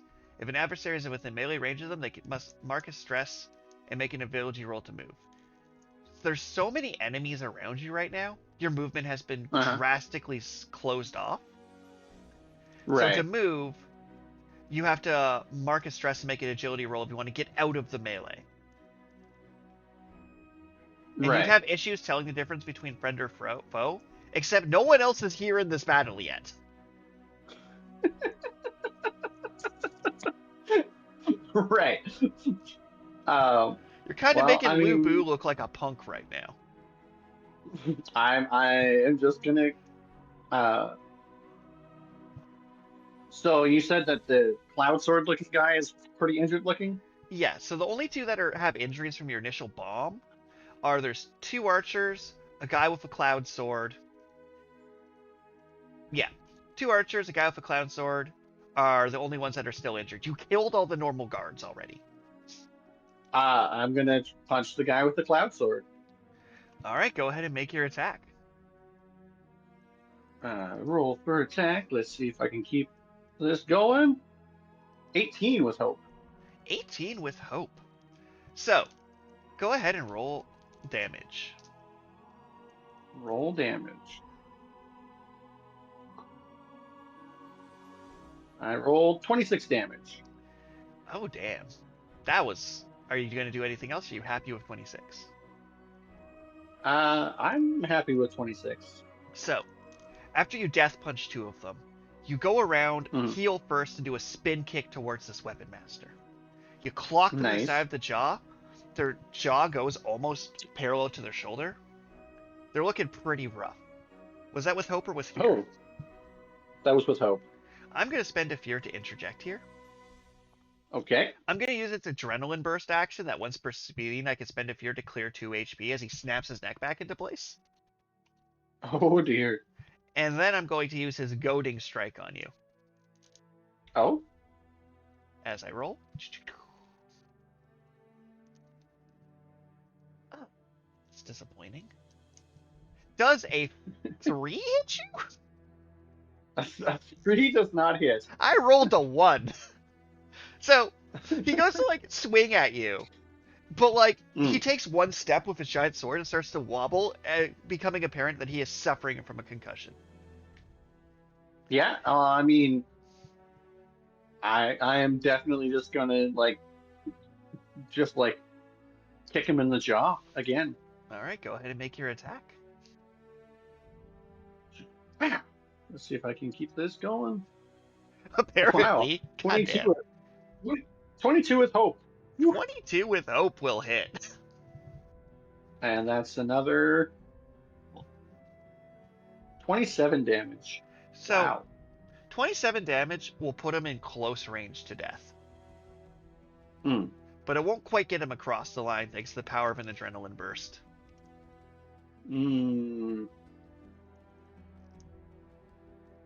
Do I want to mark another stress to try and combo off? Thankfully, because this is a new class, new character, I'm giving you a little more information than I might normally. So for context, also because this is a play-along series, and part of it is so our viewers know how to use this environment battlefield card, and how to run this mass scale combat, because we kind of do mini tutorial, I will straight up tell you what's going on here. So the Weapon Master's difficulty is 14, and its thresholds are 8 and 15. It has a max of 6 HP. You hit it for 3 with the original explosion, and then for 2 with your attack, putting it down to 1. I spent a fear to heal 2. It's sitting at 3 HP. If you double its threshold, I use the bonus roll. If you double your threshold, it does extra damage. So if you break 30, you break him. So that does mean that if I were to combo off... The odds are about 50-50 shot it would kill him, because you'd have to get a 3 on the combo dice or higher. No. you roll the die. Yeah. And then you roll it. You always get to roll at least 2 dice. Oh, then you'll probably kill You him. think- You'd have to. I don't So I think you should- can not kill him. Yeah, because as long as I roll equal to or higher than the previous dice roll, like my odds are pretty good of actually. And Just like I straight said, up with kill the him. mass combat rule I'm implementing, if you manage to overkill him by 8, some damage will move on to the next guy. I rolled a 1, All right. and then I roll a 4, so that makes it to 32. Okay. And I get to roll another die, which if I roll a 4 or higher. No. So I only got an additional 8 damage, which brought it. Now I've lost the other. 32, I think you said you were at. Yeah, I think that makes 32. So It only shows me the previous 3 rolls, so how do I you can't see what my beat this guy to original death? count was. You tell me. Well, I mean, I'm pretty sure I just. Well, no, so I kick him up into the air by his jaw, and then just like triple punch him straight in the chest and send his body flying. Beautiful. Oh, I love that. And Spotlight's still inexplicably on you, and I only have 3 fear left. Well, And there's 193 guys left to kill. No one else has fought yet. okay, so to get out of combat, I have to make an agility roll And Marcus Stress. and mark a stress. Yeah. Uh, Because I spared you the trouble of moving 100 tokens, but a lot of guys started charging when the magic spell fired. What they weren't expecting was to be charged back. but no, so I'm going to. So there's still 2 archers. Yes, no. Yes. And they're looking I concerned will- as you just kicked this person 3 feet taller than you into the air, punched them 3 times, and sent them flying into the horde of fights. Well, I mean, yeah. I mean, next, I am going to. I'm going to mark a stress to try and punch both of them. Okay. And attack both of them. Go ahead and make your attack. Oh, 15 with hope. 15 with hope. Will hit. Will hit. Yeah. Let's see if Archers I can- aren't good at not being punched. I rolled 23 damage. 23. So, 23 damage. Are you doing anything special? No more hints for you. No, I'm not going to combo off on this one. So, that was enough. So, it was a horde of archers, effectively. Okay. And what happened here is there is no longer a horde of archers. Like, you killed those 2 archers, no problem. They're dead. Like, I like to imagine that you kick you grab the bow off one of them and use it to choke the other one out. And like actually no, you caught an arrow and then stabbed the person in the face with their own arrow.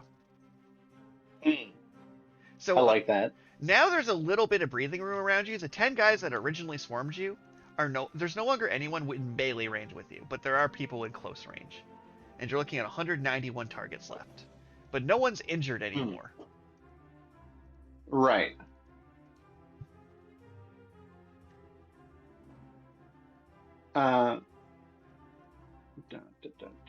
And at this point, there's like, you can visibly tell. I'm not gonna give you the exact population breakdown, but you can spot that there's conscripts, which are like the regular looking. So at this point, you'll just kind of tell me what kind of enemy you'd rather go after. So the types of enemies, there's conscripts, which look like poorly trained civilians.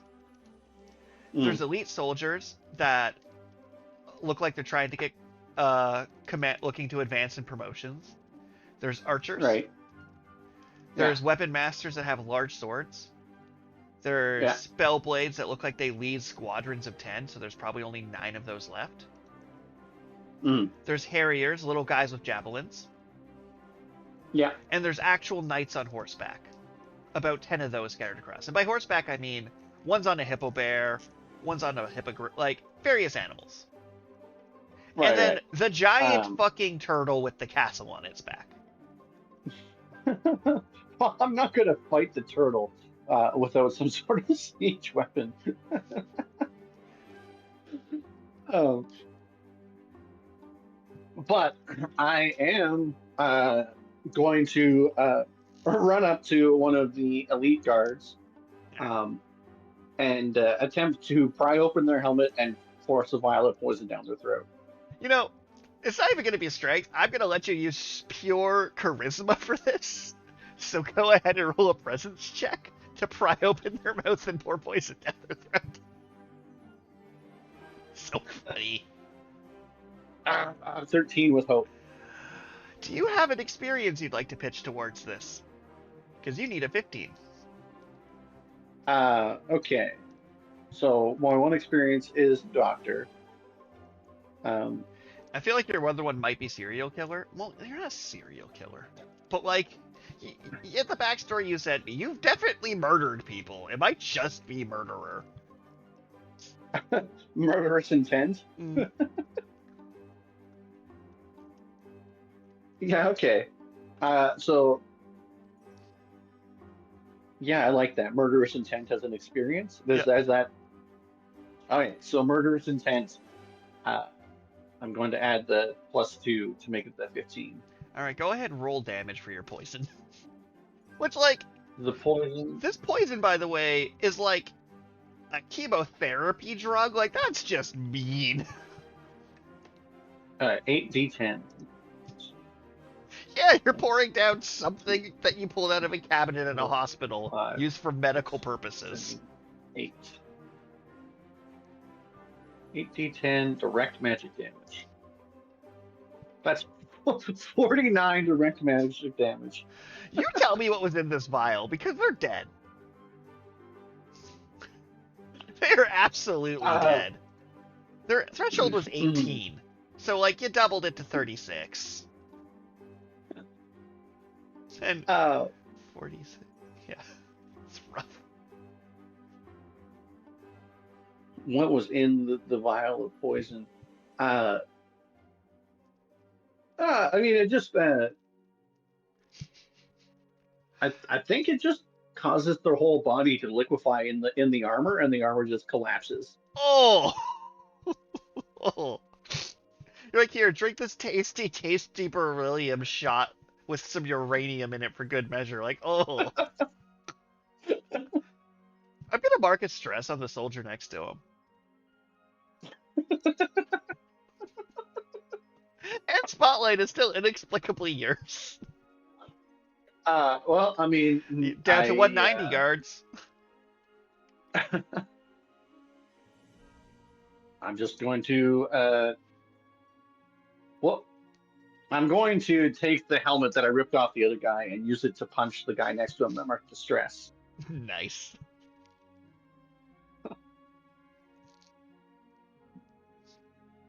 Oh, critical success. What?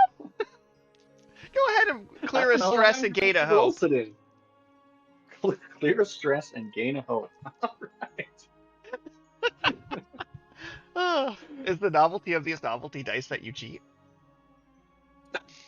No, this is the Daggerheart Nexus dice roller. That's really. I must have overheard that this is 200v1.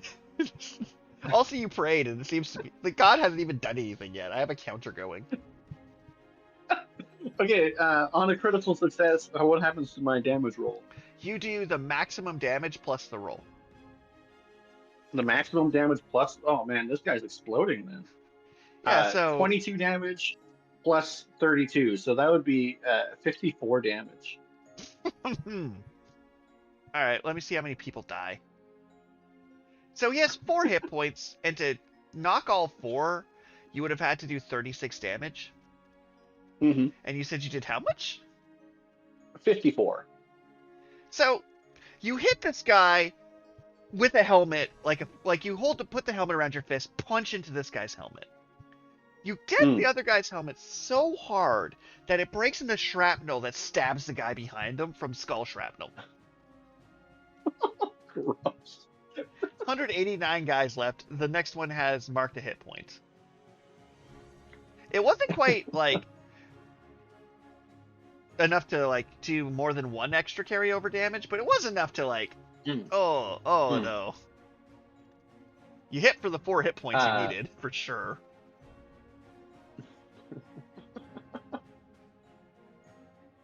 Okay. Well, yeah. I mean, I'm going to. Okay, so prone is not a condition in Daggerheart. Correct. So I don't think I'm going to actually pull this move, but Well, tell me what your intent, and I'll see what I can do. well, I'm just curious. Where did it go? Wolf form, Juggernaut. Overwhelm. On a successful attack, you spend a hope to force the target to mark a stress or throw them within close range. Yeah. What would be the benefit of throwing an enemy? So, I will. So if you throw them with close range, if there's a cliff or something, you can throw them off cliff because fall damage is the thing. To throw them off the cliff. Yeah, okay. B, you could like line them up with a teammate, especially with like asynchronous turn order. If you were to like shove them towards a warrior, so the warrior can get to them in their turn. Okay. Or if you were really wanted to do something with it, you could try and shove them under the giant, slowly advancing turtle. Am I close enough to the turtle? You tell me. You flew into this 100-person wide. Like, the battlefield's big enough that, like, the full far range is filled with dudes. If you were to tell me that you were within... You said you can shove them how far? Close range? Within close range, yeah. Alright, I'm just gonna... I keep accidentally minimizing my range tabs. But, close range... Yeah, if you told me you were within close range of the turtle, which I had that in feet somewhere. Yeah, if you told me you were within 30 feet of the turtle, I would allow you to be within 30 feet of the turtle. But that also mean that you are within 30 feet of the turtle. Right. But so, like, I made a successful attack roll, killed the guy in one hit. Mm-hmm. The next guy took damage. Yep. Would you allow me to grab that guy because I dealt damage to him with my previous attack roll, or? So is this a grapple or a shove? Would I?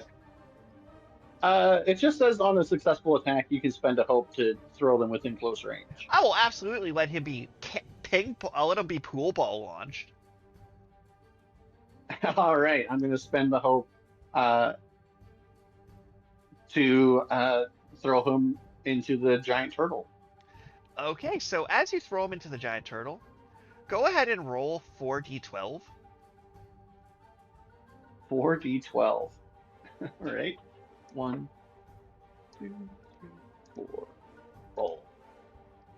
24. It takes 24 points of damage as the turtle steps on it.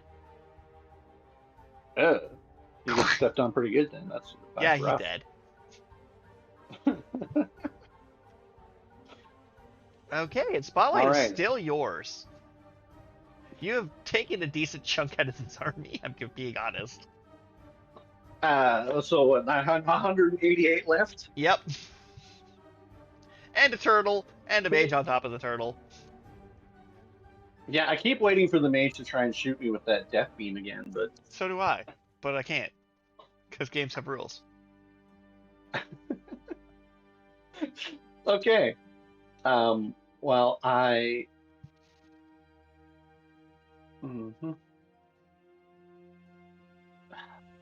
haven't marked any hit points, so I can't even transform if I want to.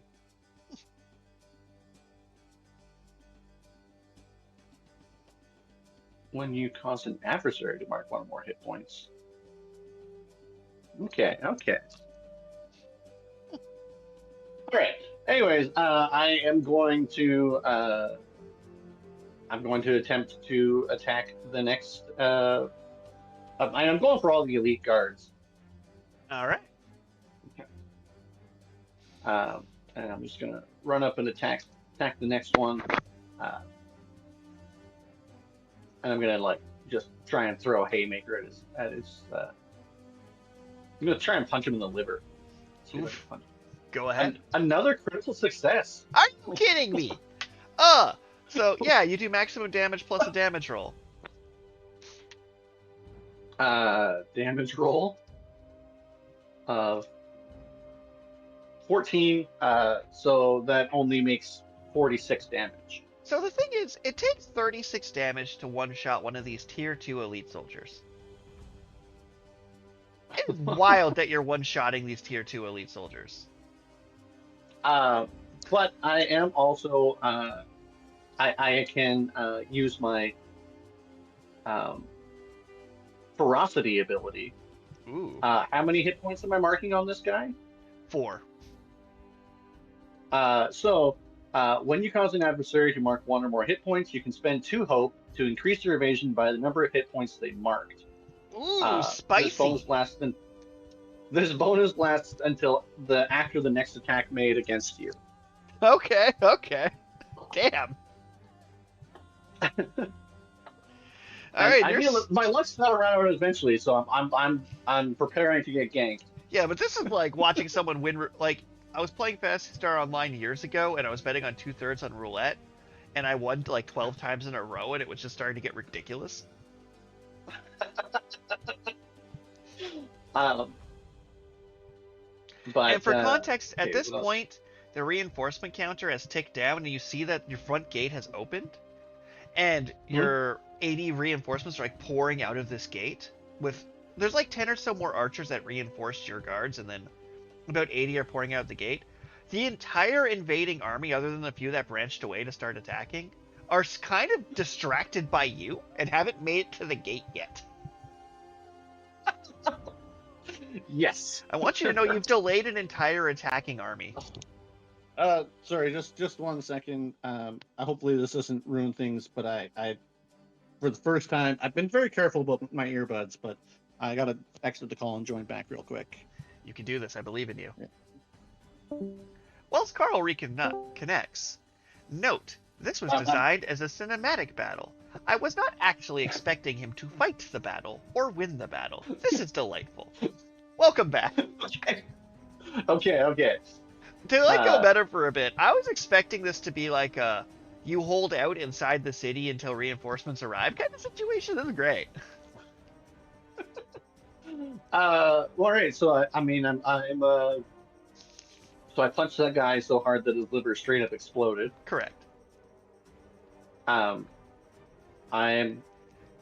gonna attempt to punch 2 more guys because I can mark another stress to Go ahead. attack 2 people at once. As your critical hits refuel your stress. Yeah. Oh, only an 11 with hope. 11 doesn't do it. Does spotlight shift or is it still? Spotlight shifts. Yeah, okay. So as you're just on this ridiculous assault, I'm going to have the elite soldier that you tried to hit is going to go ahead and make an attack against you. Okay.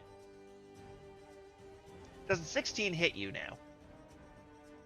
17 is the threshold right now. So he stabs at you and misses. I'm going to go ahead and spend a fear.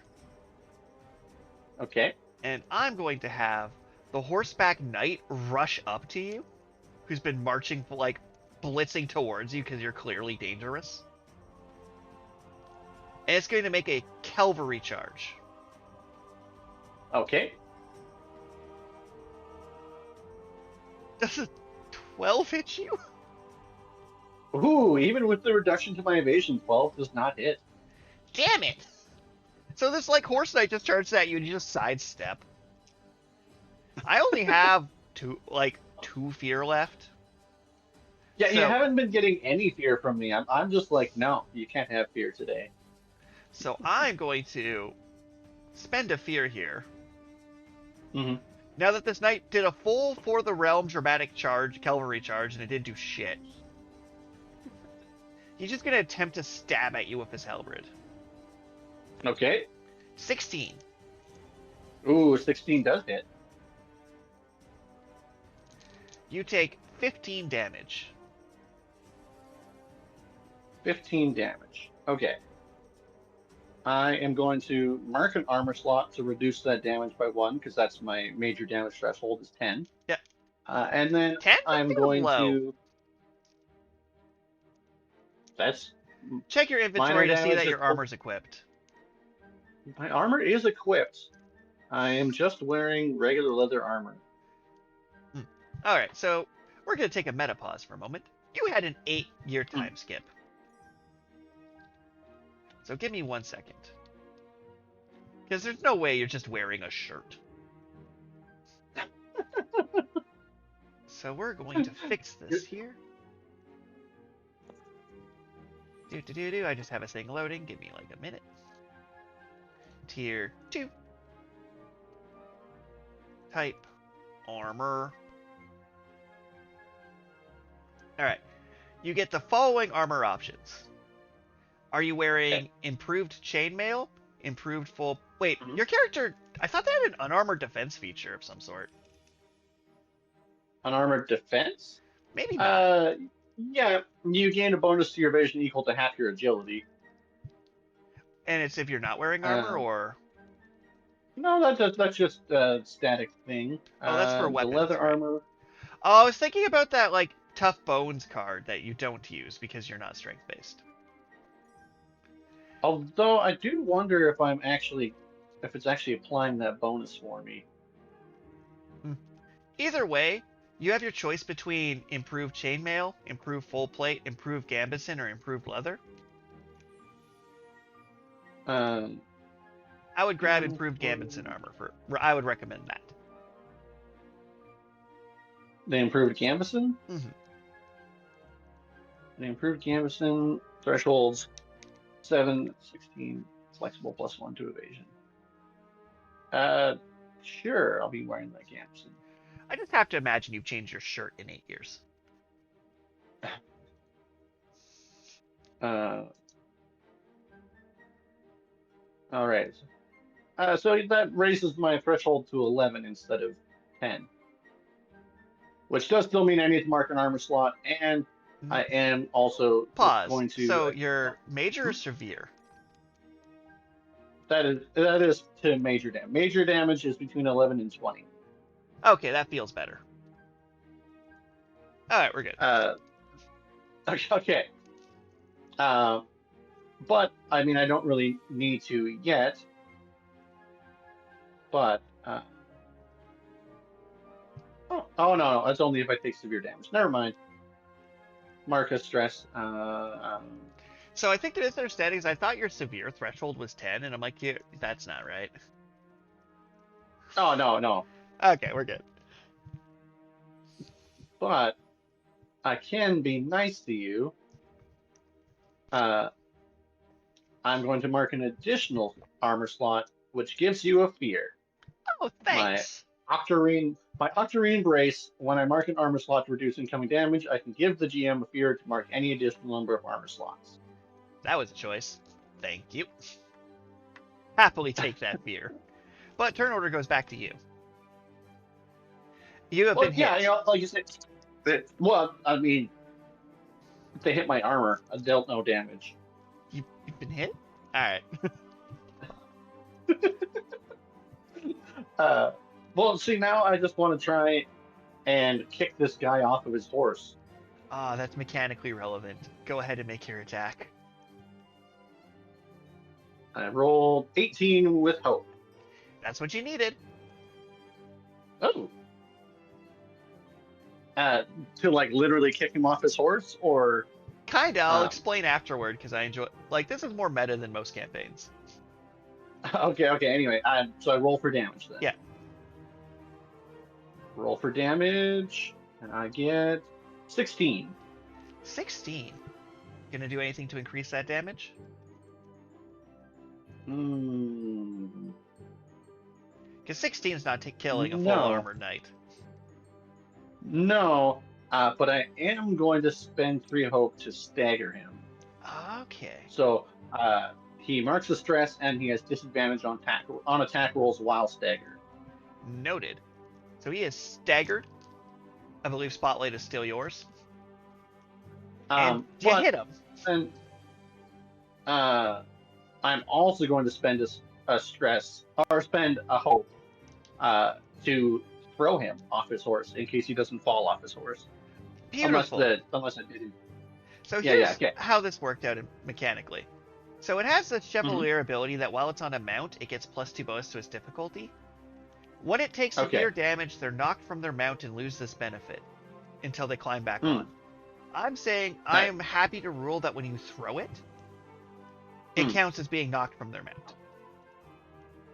All right. While it's not on its horse, it can't do its cavalry charge ability.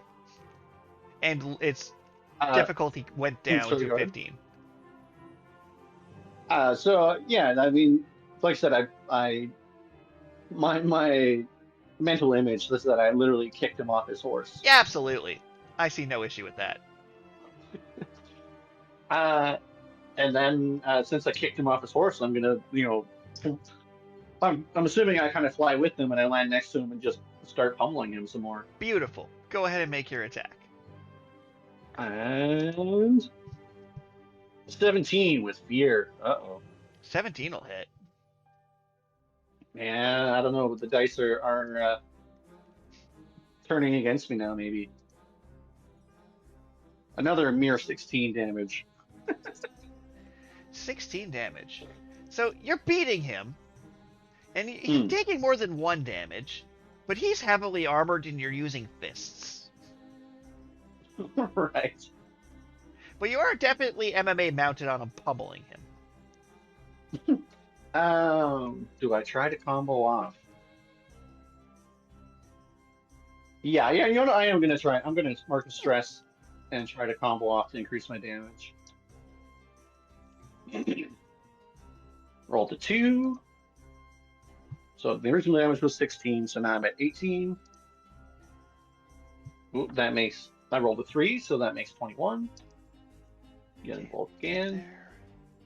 Rolled another 3, so that's 24. We're gonna roll again. Rolled a 4, so that's 28. Gonna roll again. Rolled a 6, so that's 34. Jesus. Gonna roll again. Rolled a 2, so only 36 damage. So that was enough to get an extra hit point in. It's just pummeling as your knuckles harden and spike. As your hands turn into organic brass knuckles, and you're just pummeling this poor knight. So Spotlight's mine. Because this knight is in a bad place, I'm going to mark a stress to use as for the realm action, which lets me Spotlight 1d4 plus 1 allies, but they deal half damage. Ooh. Okay. Do-do-do. Haha! 5. 5 does not hit. No, I rolled to activate 5 guys. Oh, you get 5. Okay, so I get 5 right, half so you damage get 5 attacks. attacks. Yeah. Okay. So the first one's coming at you. 14. That is my evasion. Alright, so it's dealing 3 points of damage. So that's 1 hit point marked. Second one's attacking you. 21. I'm definitely hit. I'm apparently allowed crits too. Which is ironic because I'm dealing half damage doubled, so 14. Oof. Well,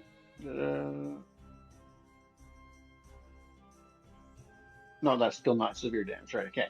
So I take 2 hit points. Alright, next one's attacking you. Does 9 hit? 9 does not hit. And the last one's attacking you. 11? That 11 doesn't hit, but that was only 4 dudes. Oh yeah, there's a +1. I respect your honesty. Does 15 hit? 15 does hit. That one is for 7 points of damage. I take 1 hit point. Mark 1 hit point. So, to play out the scene, you're on this knight, this commander, this noble of the wastes, probably a former leader of one of these small Witherwild communities, fully armed, thinks they're a pretty big deal. And you're beating them, and as they're squealing, a high-pitched whine of "Help me!" The guards are trying desperately to, like, pull you off and, like, stab and cut at you. Because I want you to know that 5 people are trying to stop you from beating their boss to death. With mixed results. With mixed results. So is the spotlight still yours? No, Or? back to you. I mean, I was Back to allowed me. to use 1 spotlight to spend a stress to move 5 dudes. I'm happy. Okay, so I still need to mark a stress and make an agility roll to move out of range. Correct. Because you're in the middle of the battlefield. However, you'll notice that no one's able to really, like, shoot arrows at you safely or, like, fire explosions at you. Because you're in the middle of the battlefield. I'm gonna try and get out of the way. 18 with fear. Turn order goes to me, but you've got it up and you're just trying to get out of the clusterfuck? Yeah. Alright, you've made it to the outer rim of the carnage. Okay. Which means you'll have full movement speed on your next turn, but because it was with fear, it goes back to me. Mm-hmm. So the 4 dudes are going to try and chase you, so I'm going to mark his last stress of that night as he gets himself up. As, like, he screams, Okay. Go after her. Mm-hmm. Let's see what I get. Damn, he's rolling real good. I'll 5 activate again. Okay. So these 5 knights, who also have to follow the same rules as you to get out of the battlefield, by the way. Mm-hmm. So they need to get above a 17 to even get to you in this clusterfuck of not tripping over themselves. Right.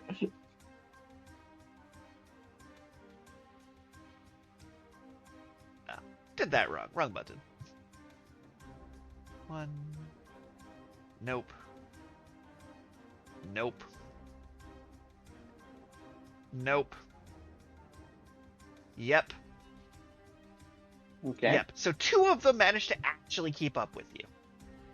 Again, you said you got 5, right? Yeah. So out of the 5, only 2 of them were able to get back up to you. Oh, okay. Because they had to roll to get to you. Right. And that was their action like it was your action, so Spotlight goes back to you. So you've got out the, like, clusterfuck, but 2 of them are running at you. And the dude just looks up, say, get her, with, like, his teeth knocked out, eye swollen. Okay. And there is a wave of soldiers who are almost within close range rushing into the enemy horde. Because your reinforcements didn't get the memo that this was a guard operation, because they see you fighting out there and are storming in to give you backup.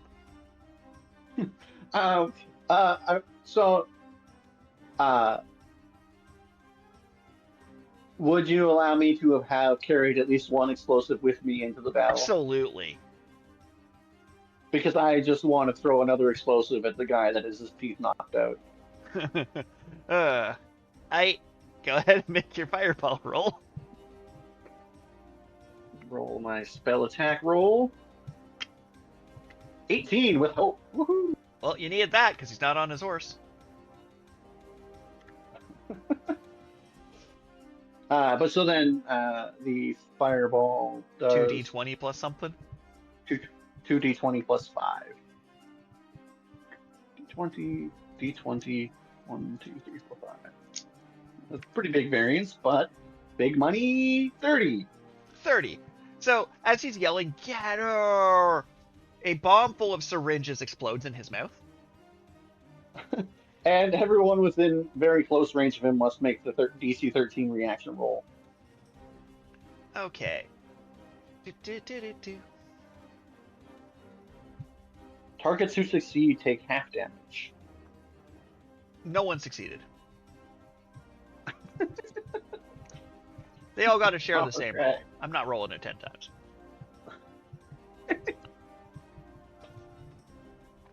So they all take 30 magic damage? Yep, so all 5 of them are looking, like even the 2 that made it out of the cloud to get to you, took some shrapnel to the back. It wasn't enough to drop them. That would have taken 32 damage. But all 5 of them are down to 1 hit point. And the guy in the middle is just dead. And Spotlight is yours as you just watch these guys running, get her, and a bomb explodes in his face. And like a ball of syringes and scalpels just has covered the backs of these 2 guys.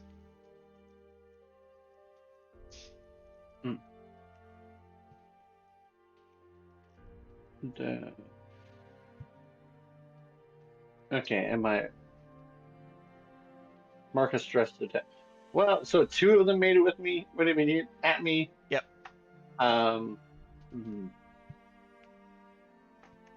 No, I'm only gonna attack one of them. Alright. I'm gonna roll for my attack. And 25 with hope. Woo-hoo. That'll hit. And roll for damage. 27. So you definitely kicked that first guy. 27 is what you needed to hit the next one's threshold. So yeah, like they're both rushing at you, and you just double throat punch them both. 184 troops remaining in this war of attrition. And you do have a wave of about like 70 dudes storming on horseback out of the castle towards this battlefield. Not here yet because of how ridiculously fast this has been going.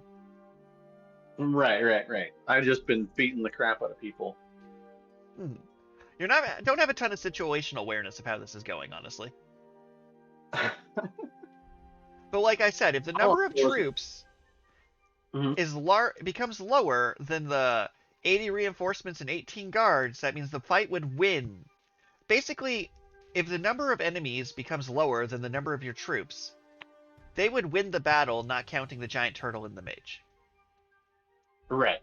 So you're kind of like adjusting the odds of who wins this battle, or just gonna win the battle by yourself, I guess.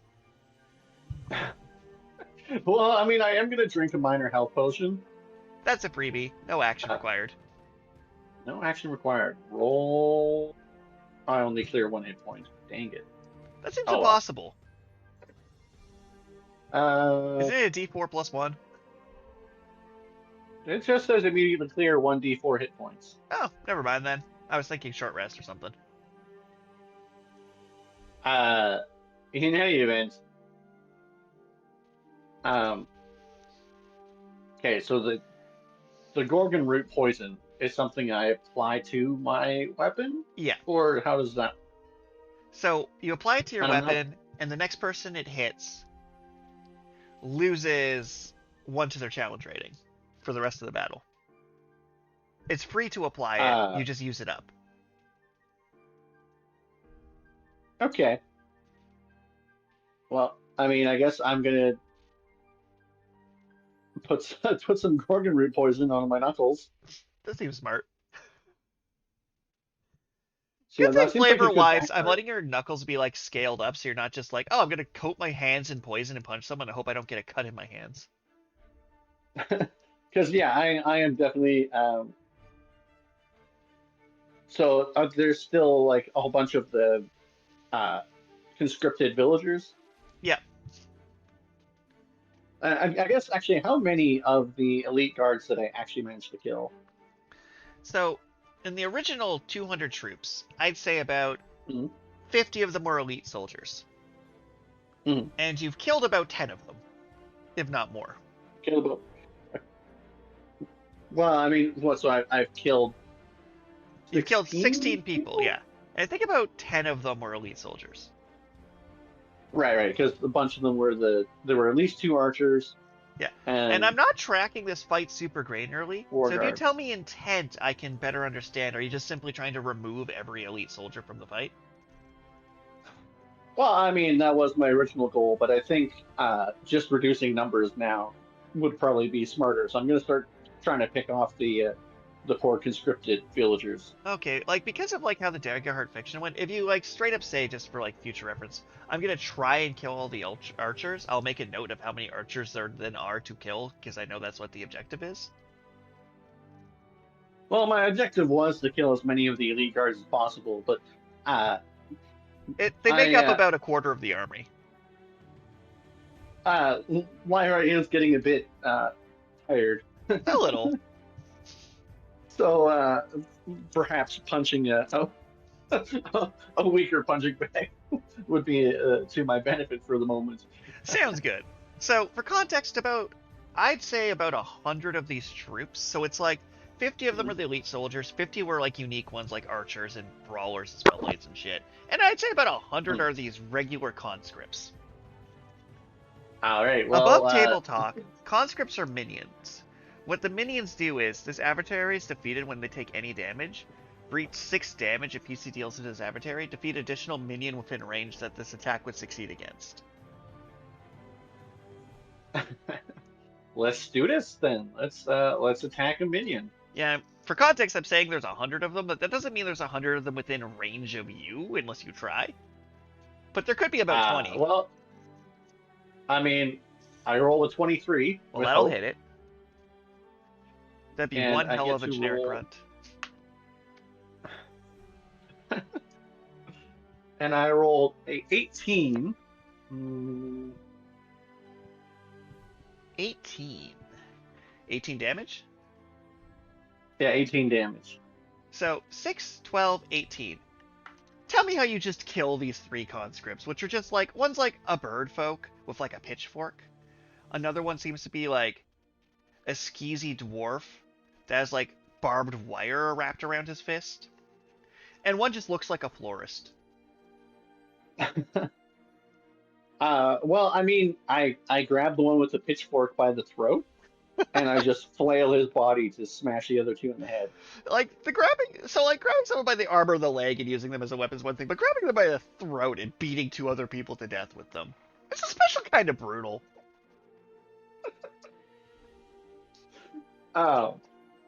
Yeah, Lyra's kind of a savage when it comes to the battle. Yeah, I'm gonna spend a fear to take an action here. Okay. Bring me down to 1 fear. Thanks for the gift. And I will spend my last fear to use the conscript's group action. Spend a fear to choose a target and spotlight all adversaries with this name within a certain range of them. These minions move into melee range of the target and make 1 shared attack roll.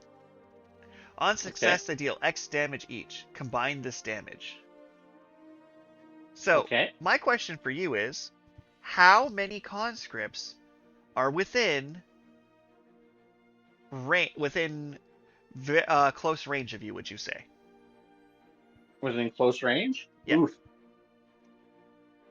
Of the 100 total, well, 98 total, 97 total. How many are in range of you, would you say? How many are within range? I would say there's probably 9. Okay. Such a double-edged sword for me. Like, how many guys do you want in punching range to all swing at you right now? It's a wild thing for me to ask. Oh, this is not going to be good, but, we'll see. Does a 5 hit you? A 5 does not hit. And you said 20? I said 9? 9, okay. So these 9 people, 9, charge you and are like stumbling over themselves, failing, one elbows another in the face. So there is 9 people pressed against you trying to hit you and failing. All 9 failed. It was only the 1 roll. Okay. Spotlight is yours. I only have a singular fear left. Okay, just out of curiosity, I know it was meta knowledge, but how much did it cost you to shoot that laser beam? So to shoot the laser beam, to use war magic, spend a fear as 1 mage from one side uses a large scale destructive magic. Pick a point within very far range. All target within close range of that point must make an agility reaction roll. Those who fail take 3d12 plus 8 magic damage and mark a stress. Just 1 fear. The problem is I pick a point on the battlefield within very far range, and all targets within close range of that point make the roll. All right, so you're having trouble targeting me. If I had shot that laser right now, those 9 people would have died. And you might have been hit, because there's no on fail you take damage. There's no half damage rider on this ability, which means you just run as I nuke a bunch of my troops. Like I said, you being in like the middle of the brawl has huge downside and reasonably useful upside. Okay. Anyways, I was just. Oh yeah, you're welcome to have Obviously, meta my knowledge plan is- during this fight. Obviously, my plan is to continue punching these poor conscripts. I feel bad for them, and I'll probably treat them later in our medical camp, but. Will you? Are you going for lethal intent or not? You tell me, because this is a battle. They are armed and they are trying to kill you. Oh, I'm definitely going for lethal intent. So I guess But they might, if they live, it's on them. Got it. Yeah. 22 with fear. Uh-oh. I'll take the fear. Go ahead and roll damage. Roll in damage. 20. So 6, 12, 18. 3 more die. yeah, I mean, so they're trying to jump me to punch me, and I just punched straight through 3 of them in the gut. What? Insane. Okay. Damn. All right, Yeah. so I'm gonna spend my final fear, and I'm gonna have 2 more move in, so they're up to... You have one more fear because my attack roll was with fear. Yeah, so it sends it to me because you rolled with fear, and now I'm going to spend that fear. Okay. I thought you had one more on top of that, but I think I do actually. So I'll have 1 fear left after this maneuver. But I'm making another group attack for 9 people to try and hit you. for 9 more people. Mm-hmm. 20 natural.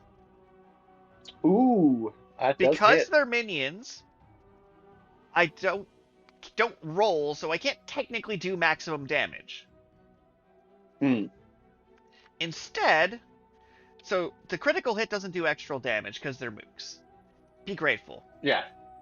Okay. Because you are taking 54 points of damage. Whew. That's It would have quite been a bit of 100 and damage. something. So if it doubles your big threshold, you take 4 points of damage. Okay. Does it double your major threshold? It does. My severe threshold is 20.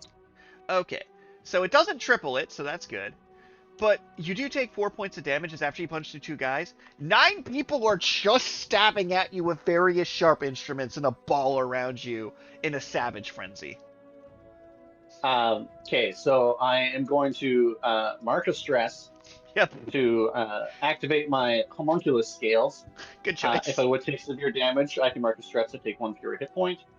And then I'm going to mark another armor slot, so I only take 2 hit points. Okay, but there is 9 dudes trying to jab at you.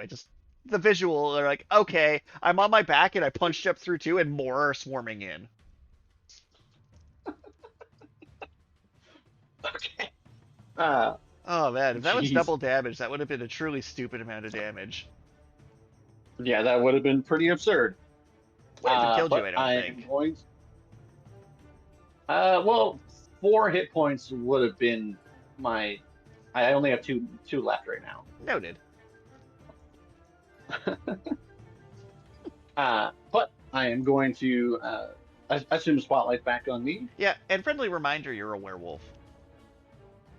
Yeah. No, see, the thing about being a werewolf is that it marks stress. And you can't, you can't lose that right now. You gotta.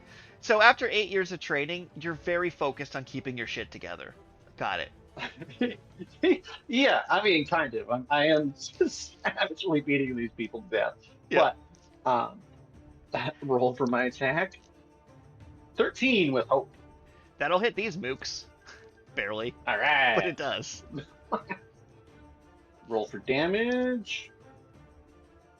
18 damage. 18 damage. 6, 12, 18. 3 more drop. 175 troops remaining. Spotlight's still on you as you got up and did a Chung-Li spinning bird kick. I like it. I mean, yeah, I gotta just try and keep punching at these guys just repeatedly. While I try and whittle down the troops until my reinforcements can get here and hopefully turn the tide of battle for me. You've definitely shifted the numbers, having killed 25 men. I rolled a 16 with fear. 16 will hit. Go ahead and roll damage. Roll damage. Come on, big time. Oh, only 10. Yeah, killed 2. Wait, no. Yeah, you killed 2. Yeah, 6. Because the first one died, 6 killed the second one. Yeah. Wouldn't that mean that 18 kills 4? Yeah, so I'm going to go ahead and kill die 2 from more any- dudes that were like fighting you and just realized their own internal damage and collapsed. Okay. You are correct. I was doing that wrong. Good save. So Alright. you've killed almost a quarter of the invading army. Just to put into context what's happening here. So there's 172 remaining? 170. 170 remaining. Okay. So at this point, how many mixed elite soldiers and conscripts would you say was within close range of you?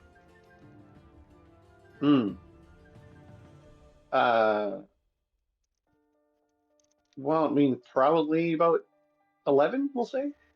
Okay. So the archers in the back are going to fire a focus volley on this spot, and they just simply don't care if they have to hit your friends to do it. Okay. So I'm going to spend a fear to choose a point within far range. I make an attack with advantage against all targets within close range of you. Okay. Does a 15 hit you? A 15 does hit. But wait a second. If I'm targeted by an attack made beyond melee range, I can mark a stress. Can I mark a stress? Because when you're capped out on stress, you become vulnerable, right? Yes. And that means that targets Have an extra vulnerable d6 to hit you. have an extra d6 to hit me. Mhm. Right. And if an attack would mark stress, I take a hit point instead. Correct.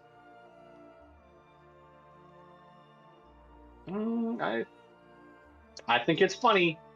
I'm going to mark the stress, and I'm going to roll the d4. Because now my evasion is 16. Bitch. So, oh man, everyone around you takes 14 points of physical damage, which means in that like mixture of guys, which you said how many again? I said 11. So in that mixture of 11, I'm gonna say 3 conscripts die, and 7 elite soldiers take a damage. Ooh, the elite soldiers, they're really after me now. Holy. They're running lower on minions. Also, they just kind of shot at you, hoping to hit you, and failed. As you're just Ultra Instinct dodging these arrows left and right. But Lyra is looking very tired, that's for sure. As she should. So, here's my offer to Carl the person. You have 2 choices available to you. Well, 3 technically, or any other choice because it's D&D. Option the first, we wrap up here, move to a post-wrap-up, and pick up the fight in the middle of it next session. Option the second, we let the second horde hit the first one, and we pick up with that next section. So basically your 2 options... My allies hit the enemies? Yeah, so we either start next session with you in the middle of this clusterfuck, because I assume you're probably running low on time with who you are as a person, and we're getting close to the 2.5 hour mark. Right. So either you can start with the battle in the exact situation it's in, or we start next week with the 2 armies having met completely and it being a cluster. Or we keep going, and eventually I'll run out of troops or you'll die. But that's my question to you: is do you want the forces to have met successfully, or do you want the army to still be charging in at the start of next session? Hmm. Definitely. Okay. So what's in a crazy twist of fate is if you manage to take down 70 more dudes, then your reinforcements and like 12 doctors outnumber the invading army.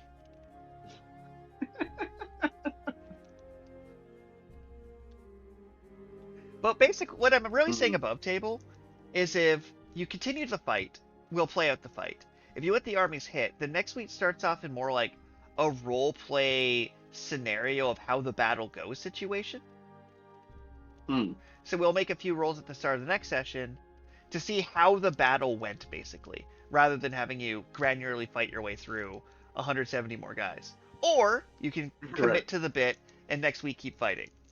So, like, a little table talk is if you were to say, okay, I'll let the battle begin next session, it becomes less of a here's the number of enemies and more of a you fight things depending where you're going. Like, if you're trying to make it to the turtle, you'd have to fight your way through, climb the turtle. If you're trying to retreat, it's about escaping. So it kind of changes the scene from a fight scene to a story scene that takes place in a fight. Does that make sense? So well, the real option is intent. My general intent is actually to start retreating. All right. So I think the second option is probably the better option. All right, so next session's going to start with like a bit of a story recap. And then, like I said, I'm switching it from a fight to a puzzle type situation. Or, like I said, you could keep going next week, but I think that's what we'll start is. Expect next session to start with the backup has arrived, the full battle's going, and things become more abstracted. Yeah, okay. And at the start of next session, if you yell, everyone retreat, you can switch this into a siege situation. Everyone advance, you can switch this into a you sacrifice a bunch of Haven soldiers to get away situation. Like, there's a lot of options available to you. But know that you bought enough time that they probably boarded all the sick, injured, and doctors onto the boat. Because this has been about, even at anime like fucking D&D time. So if we go with like the D&D method of each turn being about 6 seconds. We won't, but say we were to. You've hit about 5 minutes of real time if we were using D&D time. I'm saying cinematically you've been fighting for like just the sheer number of cool shit you've done for like 10 minutes. At least, yeah. Like you've bought at least a full 10 minutes of combat time to figure out what happens next week. Because no one expected the brawlers just run into the fray. I was prepared for it, by the way. Like, it's not that I didn't expect it. It was that I didn't expect you to do this well. I was on a roll for that, like, 3/4 of the session. And even still, like, I don't think I've missed any attack rolls. Because, yeah, like, now that we're out of the combat to go above board. So the pitched battle is a tier 3 event, a massive combat between 2 large groups of enemies. The difficulty of the battlefield is 17, and it's full of mercenaries, sellswords, harriers, spellblades, weapon masters, and noble forces, archers, conscripts, elite soldiers, knights. How this is designed to be used is the battle has so many people that you're not actually fighting the people so much as I'm making battle encounters for smaller encounters in the battle, right? So I'd like count out, because you're one person, like, okay, you can fight a spellblade, 5 conscripts, and an archer. Okay. And then the passive features of it's harder to move through represent the other soldiers. The war magic represents a massive battle hitting. Raise and pillage is you can have the attacking force raise the stakes by lighting a fire, stealing a valuable asset, kidnapping someone, or killing the populace. And reinforcements is I can summon more knights, where it's summon a knight, a number of tier 3 minions equal to the number of PCs, and 2 adversaries within far range as of the chosen PC as reinforcements. So basically what happens is, for this battlefield as written, the number of guys that get a summon are like, I spend a fear to get a knight, 1 dude for each one of your players, and then I can also summon reinforcements for both sides. Right. So it wasn't designed for me to actually put 200 dudes on the map. That was abstraction for scale. Right. It stopped being abstraction when it became possible for you to win. So the pitch battle was there, and I was just using the like potential adversaries to spawn guys in from this pool of counters. And then I had a stat block open for each of these types of guys. And then the two guys I brought in from outside are the mage, even though I'm using the battlefield to represent them, they do have a stat block, and the elder mountain tortoise. Yeah, I kind of figured. For concept for the turtle's actually a tier 2 enemy. Really? But it's big, so its difficulty's 10. It's easy to hit. Its thresholds are 16 and 26. But it has 16 HP. Oof. 4 stress. -1 attack. And deals 1d20 damage. Its abilities are, it cannot be moved. Reduce all damage it takes by 1 threshold. And if the damage is reduced below minor, it takes no damage. Oh. And it can mark a stress to attack all targets as it moves as it physically moves through the battlefield. And they take 1d20 damage. And it starts with a slow token where I have to spend an action to clear the slow token for it to move. And when it takes magic damage, it reflects it back at you and you take half the damage back. That never came up. I didn't try to poison the turtle. But that's how the turtle works. It has a crap ton of HP, and you have to hit it for like 16 damage to actually damage the HP. But it's really easy to hit, and it can't hit shit. Right. That makes sense. There's also a tier 4 version of the turtle that's more aggressive. But the turtle is actually a reasonable fight for you. Because you don't really fight it, right? Like, it's a map that's moving at you. To kill the turtle, it would take you what?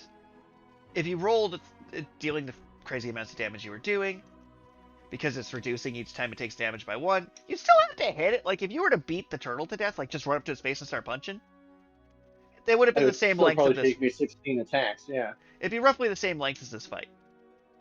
Right, I did have some really high rolls, that's true. Which means, I think you could have ran up to its face. It is feasible, for how the dice played out, that you could have knocked the turtle unconscious, and, like, by punching it repeatedly in the face, killed the turtle so the fort stopped moving. Just so you're aware, the math was there that you could have killed the turtle. I could have killed the turtle, okay. But the druid probably would have done something if you were just beating the turtle. It probably would have had to do a thing. Because turtle. But what do you think about starting a campaign? Because we basically did a soft reset. How do you feel about this for a session 1? Well, I mean, the dice were really in my favor, so it was super enjoyable in that way. Because realistically, if you went down, I don't even know if I would have given you the Glades of Glory option. I would be like, and you were kidnapped. And I moved to the next narrative beat. Yeah, I definitely would have just chosen the fallen unconscious. Right, so how I was going to do it mechanically is you're going to fall unconscious. And then I was using an artificial dice roller. I was going to roll 1 dice size for the number of enemy soldiers that were left alive, and 1 dice side for your number of soldiers. And whatever higher number would have been who won the battle. So I would have like rolled a D170 and a D98 to see who won the battle, to see who picked you up after the battlefield. So it still would have been random chance, but weighted random chance. Right. And then, yeah, you would have woken up on one side or the other, and the story would have continued. I think this is the most in-depth combat session that we've had for quite a while, where I used the most abilities. Like, I think, aside from wolf form, and I didn't get a chance to use my brave face ability, because you didn't make me mark any stress. Yeah, you made you mark all your stress. Yeah. But I cleared like 3 of it, so. And for the record, I'd always intended for reinforcements to come so I could rationalize using the pitch battle. It's weird because like you started the fight before the massive combat between two groups really started, so I like had to slightly adjust Right. the premise to be like, oh, it's not you running around on a busy battlefield. You are the only person on this battlefield. That I wasn't expecting. I shoulda, and I legitimately above table delayed like reinforcements running in and changing the story beat because I kind of wanted to see how far you'd get first. I killed like 30 dudes. But like above table, I was literally going to be as soon as it looks like you're going to drop. Like say I was running this scenario for a party of 6. The only prep I did was the pitch battle event, the stat blocks for the units, and my little description of what the bastion is, right? Right. And if I was running it for them, it would have been everyone. It would have still done the enemies are out. You have a countdown of 8. You each get to do one thing to prepare. Mm. And then it would have been with reason, like if someone wanted acid or to build bombs or train troops, that's fine. Then the number of troops you have. Unfortunately, these wireless earbuds are dying. Well, I timed this perfectly. So to wrap up the session, assuming, let's pretend we'd played for 1 more hour like it was in person, and we'd then like switch to the story of how the battle plays out, do the dice rolls to see who won, and like roll up in the aftermath. How do you feel the session went? I feel like it was a great session. It was a lot of fun, and it's one of the more interesting ways to do a big, large scale battle like this. So yeah, because I just used the terrain card, gave you 6 actions, so that way in a party each player would get to do one thing to prepare. And like just to keep the math from being absurd, if I was running this for a group of 5, I would have like pulled up Cobalt Fight Club, Fresh Cut Grass Fight Club, mathed it out so you'd fight an appropriate number of soldiers in the pitch battlefield, and then if they win, just reduce those number scores I was using on both guys for the final dice roll at the end of the fight. Right. And that's how I was planning to play it out. And then I was gonna, even if it was in person, I would have ended it, be like, and we'll roll dice, and then I'll tell you next week who won, and do that little bit of like railroading of at the end of the fight, you guys fought as hard as you can. We then do a dice roll, and then I tell you how the rest of the fight went, rather than playing out the 200-person fight. Right. But yeah, that was my plan for this session. I thoroughly enjoyed it. Excellent. And with that, thank you all for tuning in. And self-care and whatnot, Yep, and don't try and beat up 200 people by yourself. Don't do it. Don't do it.